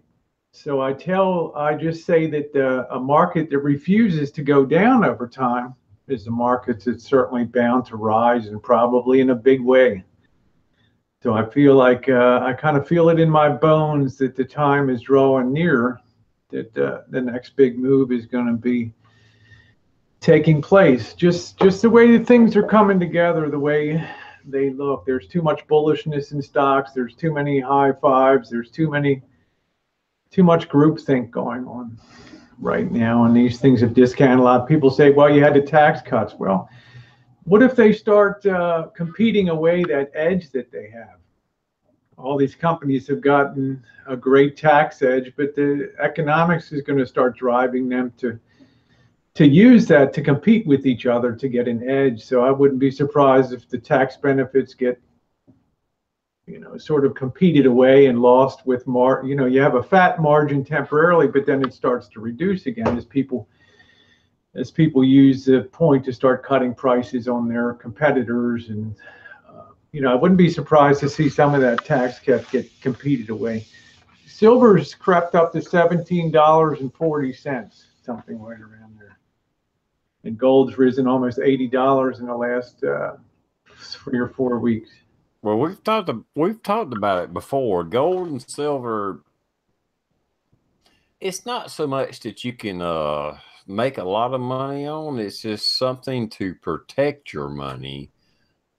Because dollar bills will lose value, where gold and silver will, at least for the most part, maintain its value. 5 years, 10 years from now, if you got gold and silver, it will maintain its value. So it'll go up with the rate of inflation. Better chance of getting a good example.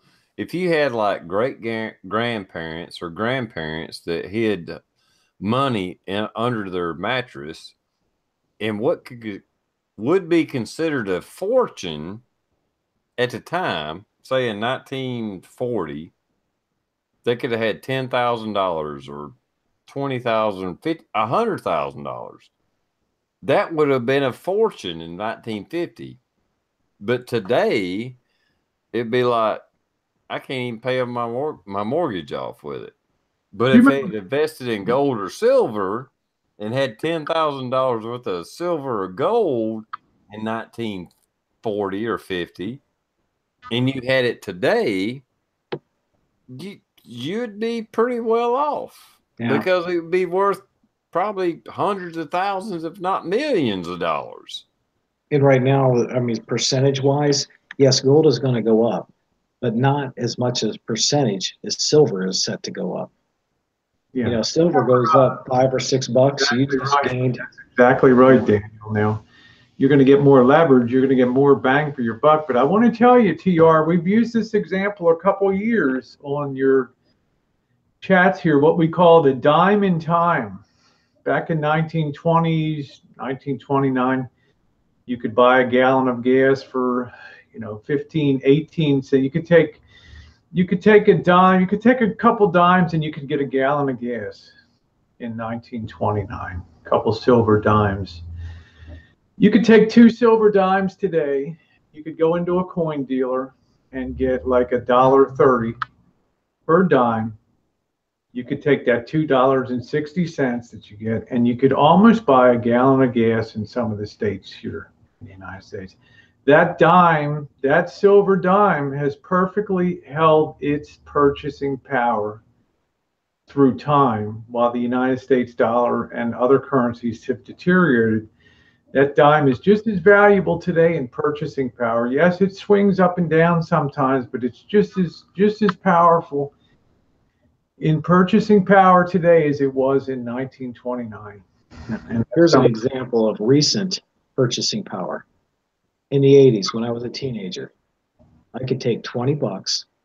My buddy and I, we could fill the gas tank, buy a 12 pack, and go into town, and we had money to do whatever we wanted to do.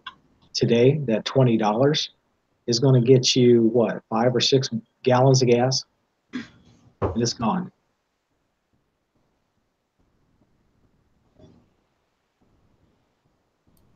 Exactly.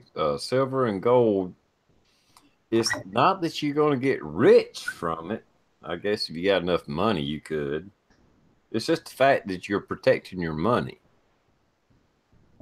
yeah, so you save $1, it's worth $1 down the road. That's spending power is preserved. And the governments can't inflate that away. They can't chip away at it. They can't do jack shit about that, except sit there and watch it. Well, they might try to confiscate it like 1933. But it'd be a little harder this time. People aren't going to be as willing to just stand in line and turn in their gold as they were in, 1933 when the banks were failing and all that. So just something to think about. And if you ever think about burying it in your backyard, uh, you ever hear of a thing called Google Maps satellites, where they take photos of your home every day, if every week, if not every day. And unless you got good camouflage, they're going to tell exactly what's been dug up and recently and where it's at. I'm out there with the shovel. I'm burying that shit. So put yourself out a top that looks like a swimming pool where you can be digging underneath of it. So like I say, it's not unusual in turning points when economics comes into play. Sometimes it happens when things seem the absolute worst. They're actually the turning point for turning to the best. When you have what's called the meltdowns, like these collapses like 1987, like 1929, they do reach an end point. 1929 bottomed in July of 1932, and the market's basically risen from 1932 to today. But, the opposite is true too. You have things called melt ups where things go so ridiculously parabolic that they cannot be sustained because there's not the money flows to keep them going. This is just what I caution people, that bull markets always carry the seeds of their own destruction because most of the money comes in at the top. People aren't buying it Dow 20,000. They're pouring more money in it Dow 26,000 and Dow 20,000. It gets very top heavy. It's like an upside down pyramid with big money on the top, and it's not strong enough on the base to support and sustain that. So it just reaches a collapse point. Yeah, that's the problem I see with this market right now is it's gonna it's gonna crash. It's going to. Well, How you bad, how know, fast, I don't know, but it's going to crash. sadly for us as human beings, investment investment vehicles run counter to our normal way of thinking about buying and selling. You know, if something's on sale like ammunition, we tend to stock up on it at really low prices. But when stocks and investments are really low prices, nobody cares about it. But when that shit's going through the roof, man, they're standing up there. They're standing in line to throw money at it when the values aren't there. It's one of those little tricks of human nature that only in investments do we have this sort of opposite where it's more attractive. The higher it goes, and the less of a value it becomes, the more people want it. But when it's a really big value, nobody wants it at all. They're scared out of their mind, and it's going to go to China. So it's very interesting. David Smith said, "What about preferred stock?" There isn't really much preferred stock left. Yeah, they're hard to deal in individually. The yields are good. Now, preferred stock is really just debt masquerading as equity. It's just, it's loans that have to be repaid back eventually. It's just a different class of on a balance sheet. But there are not many preferred stocks out there. They're hard to buy and sell. They don't have a lot of liquidity. So I never deal in preferred stock. They're just debt masquerading as equity. That's all they are.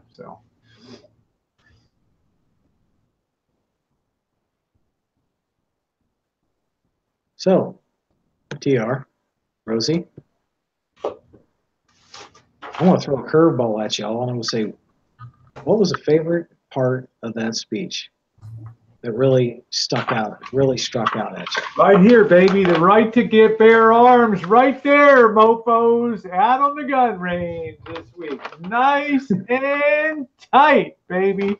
Woo! Well, I see some comments during the speech That's the about best full part auto. of that speech, the right to I, bear arms. No, seriously, Daniel, the inspirational parts of what that Korean guy that amputated legs on the railroad track and making his way to freedom, and just what a signal that if he can do it, if he can have that much appreciation for freedom and stuff, what are we about? And our troubles don't amount to a hill of beans really, and we should value what we have here in this nation, and instead of downing it and dissing it all the time, we should be grateful. That's my takeaway from it. Yeah, I'd have to say, I don't know.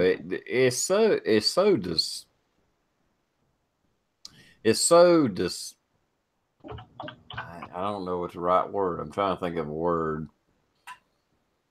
There's so many people that are just anti-Trump just because he's Trump and just because he's a Republican or whatever. Um, they're they don't really they don't really give a shit about their constituents, the American people, anybody. They're like, oh, he's the opposite of what I stand for. Well, what do you stand for? And I think he did a good job of just laying it out. Look, we got to take care of America, blah, blah, blah. And if you don't believe in America, why the hell did you get elected to start with? I mean, whether it's just a district, whether you're a state or a federal elected official, if you don't want to represent your people and take care of them, why the hell did they elect you? And and I'm sure when Democrats were in power, the opposite was true to a point, but I really wanted to hear that. That's why I did. I just like fuck it. I'm just going to do the State of the Union live, and we'll comment on it, and through user rights, as long as we're commenting on it, we can use it. And but how can you not want? I mean, Trump fucking that. Supposedly, there's 800,000 DACA or near 800,000 DACA recipients. He didn't say, "Hey, we'll give these 800,000 people a path to citizenry," which even Obama didn't do. From what I understand, he gave them a worker's permit. They couldn't apply for citizenship. They just got a blanket umbrella. We'll protect you. You can be here. We'll give you worker permits, status. Fucking Trump said, "Hey, we'll give damn near 2 million immigrants, illegal immigrants, a path to citizenship." And the Democrats still couldn't stand for that. That's how far their fucking hate goes. And for him to say that, and he's just throwing it out to Congress, the House of Representatives, the Senate, and saying, "Hey, this is what I'm willing to sign off on. You guys and gals work it out, come up with a plan. This is how big my plan is. If y'all want to shorten it up a little bit, fine. But this is how much I'm willing to give. And if you can't agree to that, you're full of shit because you don't give a shit about illegal immigrants. You don't give a shit about immigrants at all because you can't even fucking stand up and say, you know what, Mr. President, I agree with that. And he done that, and he proved his point. He's like, I'm giving amnesty basically to all these people. And over twice what you requested. And you still not good with it? You just proved yourself a fucking liar. Absolutely. Absolutely. One part that really I I had good hope on because it actually has gone through and passed now is where they're lowering the corporate tax. What was that, down to 20% or what was that? 15%? Where he lowered that. So you get these big businesses that move back into the United States. That's going to have that effect of where, like TR, where you work, where you're going to be producing parts for that bigger business. It's going to be producing jobs all around the country. The big factories might go into 3 or 4 cities, but the jobs that they produce, they go out from there, is going to be the jobs that our kids are going to be able to fill so they can have their own home and buy their own car and pay off those student loans.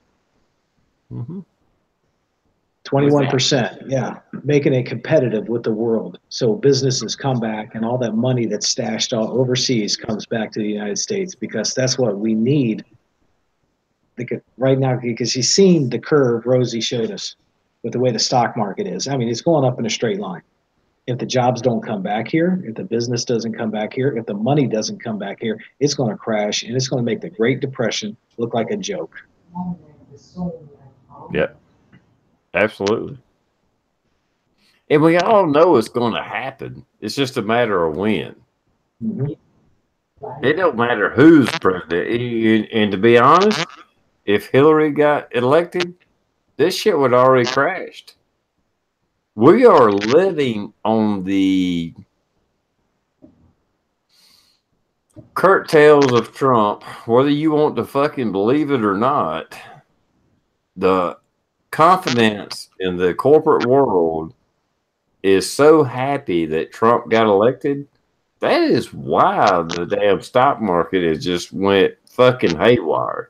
It's like, fuck, we can make money. Trump wants us to make money. He's deregulating. He's doing this. He's doing that. And well, fuck it, let's take advantage of it. And they're doing it. And opening up the Eventually, it's coal. there's the bubble is going to pop. It was already going to pop, but we're just kind of prolonging the in what's going to happen is going to happen. But right now, the corporations are like, well, while things are good, we're going to take advantage of it, Mhm. and that's what they're doing. And now down in the South, you were saying the textile mills hurt you guys down there when they all left. And we're still feeling those repercussions here today, with all these, private individuals that want to make their product all United States American made, but yet to do that, they gotta charge crazy money for their product because how many textile mills are left here? Not many. No. So if it goes on to this, maybe, entrepreneurs out there get themselves some textile mills going, get Yeah. some contracts, start producing. Because if you got stuff that's going to like ramp up in North Korea, we're going to have to make our own products here in the United States.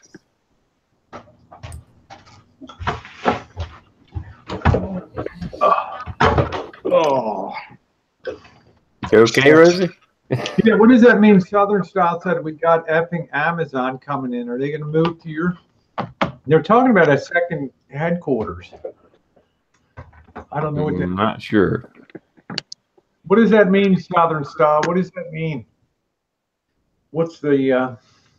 I'm curious because they've been looking around for a secondary headquarters. I wouldn't be surprised if it's Texas. Oh, in Georgia. Wow. So what? Good for you. That's gonna Alabama and Georgia. They're getting all the big corporate stuff. What's going on? Hey, Joshy Bing, you said they're down to 20 cities in the competition. Well, in the South, you don't have to worry about unions as much, so that's probably why they're looking at the South.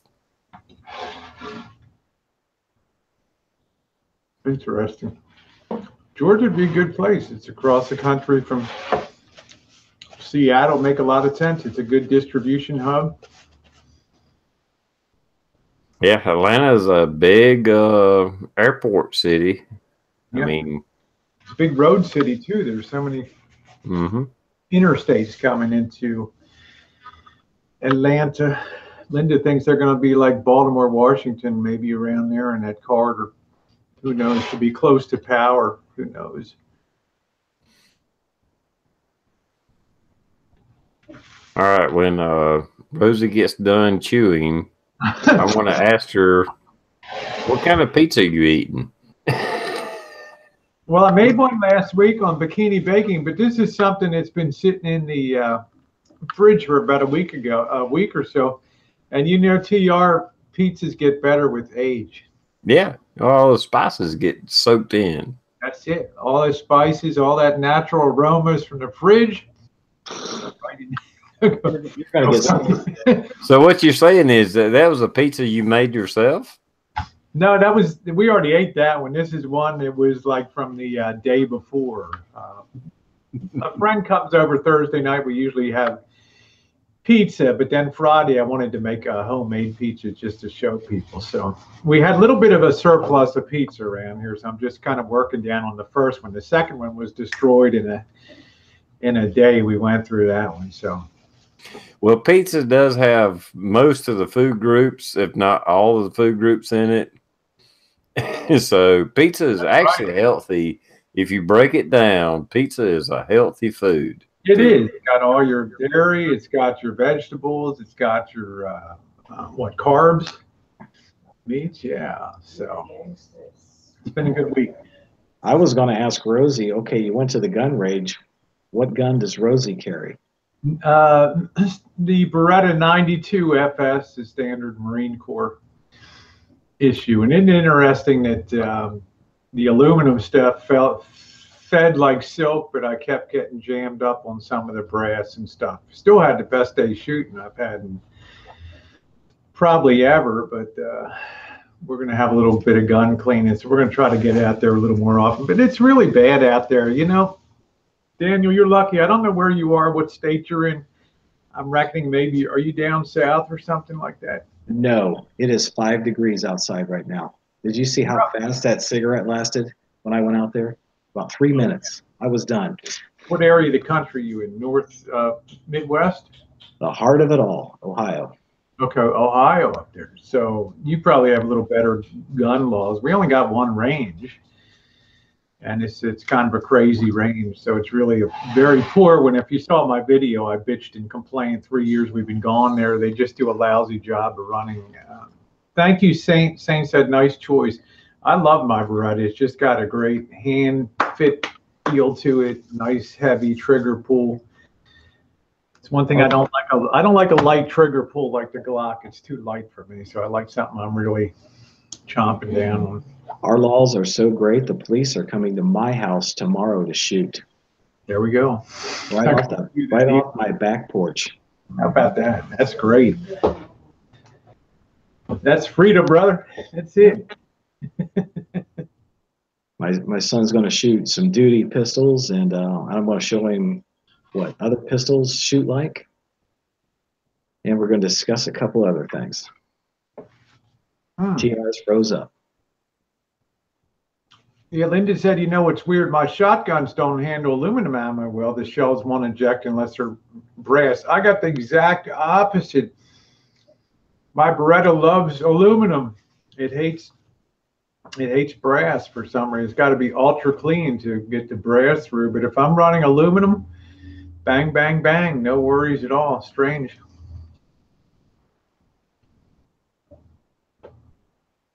Yeah, Josh, he said they're coming to his house for other reasons.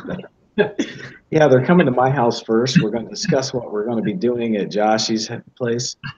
Don't pay attention to Josh Bingham's a known, well, I'm not allowed to say that. Okay, Josh, yeah, I'll keep that quiet, okay?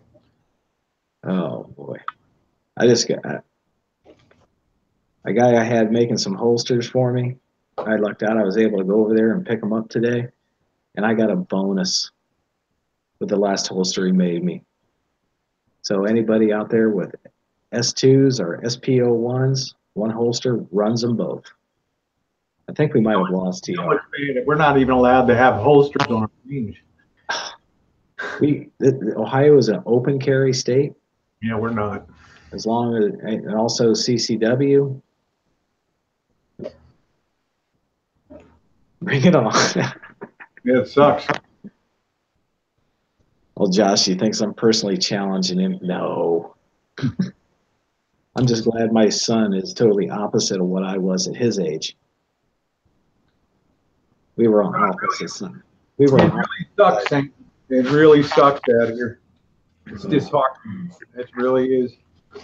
Because I enjoy shooting so much, but it's such a lousy range. If you see the video, it's so poorly managed, and it's a joke.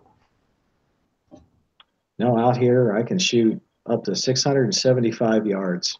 So, and all I got to do is go to my neighbor. Oh, he's popped offline. That means if TR doesn't come back, we're going to get shut down. But let me grab something here. Yeah, we got 5 minutes, and then if he doesn't come back, then it just automatically shuts off. So, oh, you just have me now watching me eat pizza. Okay. I got to get this holster off. Yeah, can't even have a holster on the range. It's so stupid. Yeah, we can do this in Ohio. Gun check. Can't do it here. What is that? This is the SPO1 CZ. That's nice. That's the second best pistol I got. Thought it was a CZ. Yeah. Didn't TR had a video on a clone CZ he did? Oh, yeah, and he just bought another one. I mean, for the budget, I mean, the things run great. Yeah, they're pretty good. But, like, I just had this holster made. And it was made for the Shadow 2. It's beautiful. And the bonus thing was the SPO1 fits right in. That looks nice. That's a beautiful looking holster. That's beautiful. TR's back. Okay. I got us talking about guns. I thought we was I thought it ended. My damn router No, you got 5 minutes. By the time you pop out to get back, you got 5 minutes before it shut off automatically. Yeah. Okay, I made it in time. Yeah, we're talking about guns, TR. All right, that's a good subject. So TR, did a certain package show up yet? It's supposed to be here tomorrow. Bitcoin on the crash. Bitcoin on the crash. Big surprise. Yeah, I got it's. I hope I get it tomorrow. It's supposed to show up tomorrow. I think even Rosie is going to be in all of it. Color case hardened Winchester, not 1873 Winchester lever action. Oh my God, the pictures look beautiful. I hope it meets my expectations. I'm almost crying here. It's my dream. It's my dream. The gun that won the West, right there, the best of the best. I can't wait to see that. I enjoyed your clone CZ bid, but I can't wait to see that. Man, that's like my dream. Yeah, like I said, I was looking at the Henrys for almost $800, and then I looked at the Winchesters in the 900 range, and then it was like the 1873 and the $1,100 range, and it was like, fuck it, if you're going to do it, go big. That's awesome. I can't do it right. You're going to have a viral vid with that one. Yeah. I was telling Rosie, I went there to the guy that's making my holsters. I got this back today. Beautiful. Oh, that's nice. Nicely tooled, yeah, beautifully tooled holster. Yeah, made for the S.H.T.F. And the bonus on this here is the SP01 fits right in it like a glove too. Beautiful job. That's beautifully tooled, that leather on it. Yeah, I may differ with some other people, but when it comes to holsters, I'm a leather guy. I'm not a big Kydex person. I prefer leather. It just feels better up against my skin. I like leather. Yeah. So many comments I can make on that, and they're all wrong.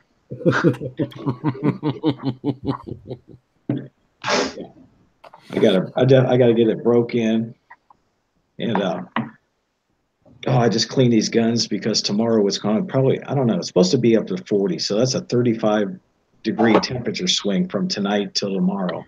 Yeah. So we're gonna be shooting close to the coffee pot tomorrow.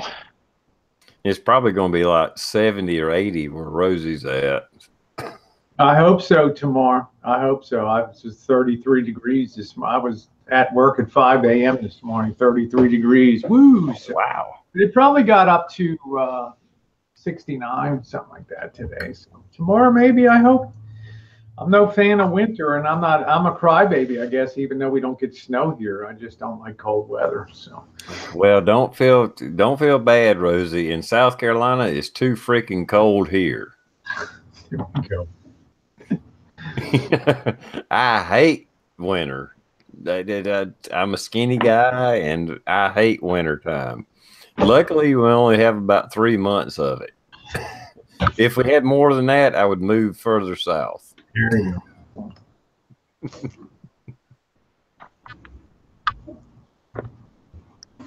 Yep, TR likes leather against his skin, and I just like playing with my leather. You know.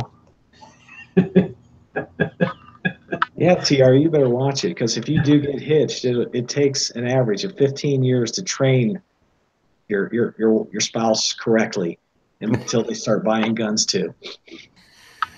Oh Lord, I don't know if I got enough time for that. And at our age, it's too late. I just got to stick around to protect her. Yeah. Well, Sonya's not against guns. She's just kind of, well, she's just inexperienced and not familiar with them, but she's not anti-gun. Yeah. So at least I got a window of opportunity there. Oh yeah. And it's not hard. You just start them off with smaller calibers. Oh yeah, yeah, absolutely. It's not. She don't freak out because I always come over armed and pull the gun out, lay it on the dining room table or whatever it is. I lay it on, and she's cool with it. She don't care. Do you still have all that combat gear? Oh yeah. Okay. Do a training with Sonya. First do the safety. Make sure she's got the helmet, the vest, the elbow pads, and then take her out shooting with El Rey in the background. Yeah, that'd be good video, man. That'd be great. Well, since I shot myself with a ricochet, it probably I kind of would want her to wear all that just in case. Maybe she doesn't have the confidence she used to have with going out with you. She might have to do her own surgery out in the field there, huh? The life you save may be your own. And if you're bleeding from anywhere, go get it checked out now. Well, it's public service, videos I do. Well, damn interesting. I'll tell you that. I'll never see but somebody going after their own bullet in them. That was pretty cool. TRIT's The little compact CZ75. Oh my God, I'm loving this thing. Everybody's really digging. I'm getting sick of how much people are loving on that. I mean, for $399 plus tax. Y'all probably sleep with them. Yeah. Well, I'll sleep with guns every night. But anyway, that little bit of compactness has made a world of difference. I mean, ever since I've had my concealed weapon permit, I've carried most of the time full size guns, but that little bit of difference in length and height has made a world of difference. I mean, this little thing is so easy to carry. It's just unreal. It's like, wow, there's a difference. I mean, to a point that I had really noticed a difference, but I still got 16 rounds of ammo, 15 in the mag, 1 in chamber. And wow, a little compact package, and it's a really good shooting gun. I'm really digging it. And Rosie, he just gave you 16 reasons to leave California. I'm going to give you 18. Yeah.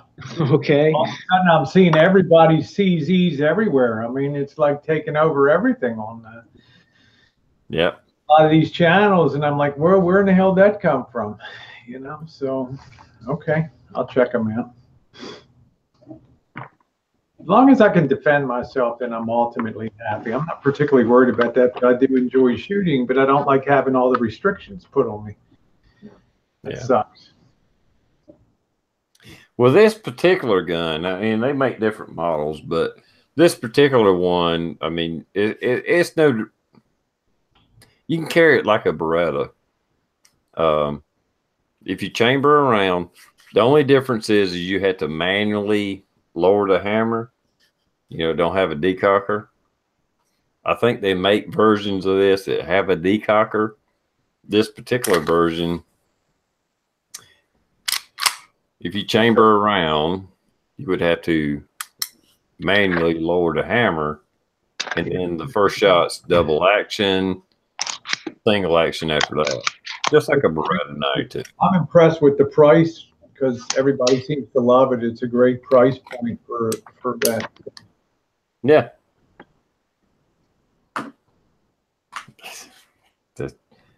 They make guns for NATO. They make military firearms. So for $399 plus whatever it would cost in your particular state, taxes or whatever. And out of California, it would come with a 10-round mag. But yeah, we call it the wimpy mag. yeah, You're not going to see no extended mags out here in Cal. I'm lucky I'm lucky I sneak a 15 rounder onto the range that I brought in from Nevada. But if the range master sees that, he'll seize that. Yeah. Yeah. Like those their serial numbers on magazines. They just don't get it.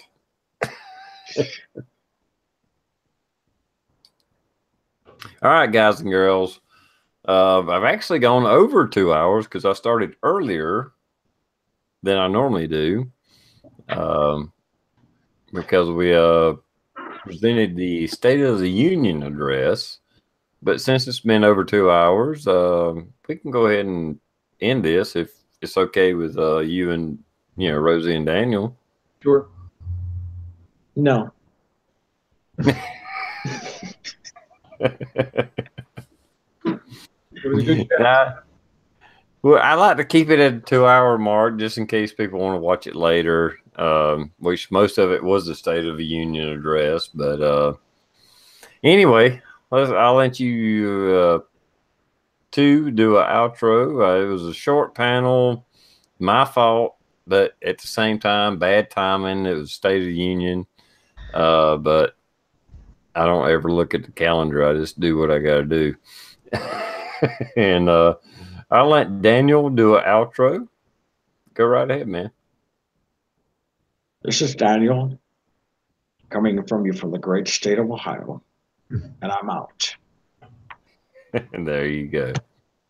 Rosie, it is always a pleasure. I really enjoy your commentary and your opinions on things. And would you like to do an outro? Sure. And I still keep coming back because I love it. I love the Tuesday night chats. I will be on the road I'll be seeing you in person. You are likely down there, so going to be a little hard to catch up with the chats for a few weeks. But I really do enjoy being on them since July of 2015. They've been great. They've been and the side chat really makes it wonderful. These people have been so supportive week after week. They share opinions. We don't always have to agree on everything, but we do enjoy a lot of things in common. It makes it nice because I think at the end of the day, we really are all Americans with America's best interests at heart. And I think that's a good thing. I think if more people engaged in these type of conversations and thought about their place in this country, it'd be a better country for sure. So God bless our vets and our service people for your contributions and your service. So thank you, TR. Daniel, always a pleasure to be on with you, an honor and a pleasure. Thank you. I do appreciate it. And I think we did start a really good thing, Rosie, and I'm glad you're hanging around and participating. And wow, what a ride. It's been a ride. It has. And anyway, with that, thanks everybody for hanging out. I know it was a little bit different tonight. Did something a little different, but circumstances kind of dictated that. And we'll see you next time. If not Sunday night, I'll see you Tuesday night. And later, everybody. Good night. Where's the stop button?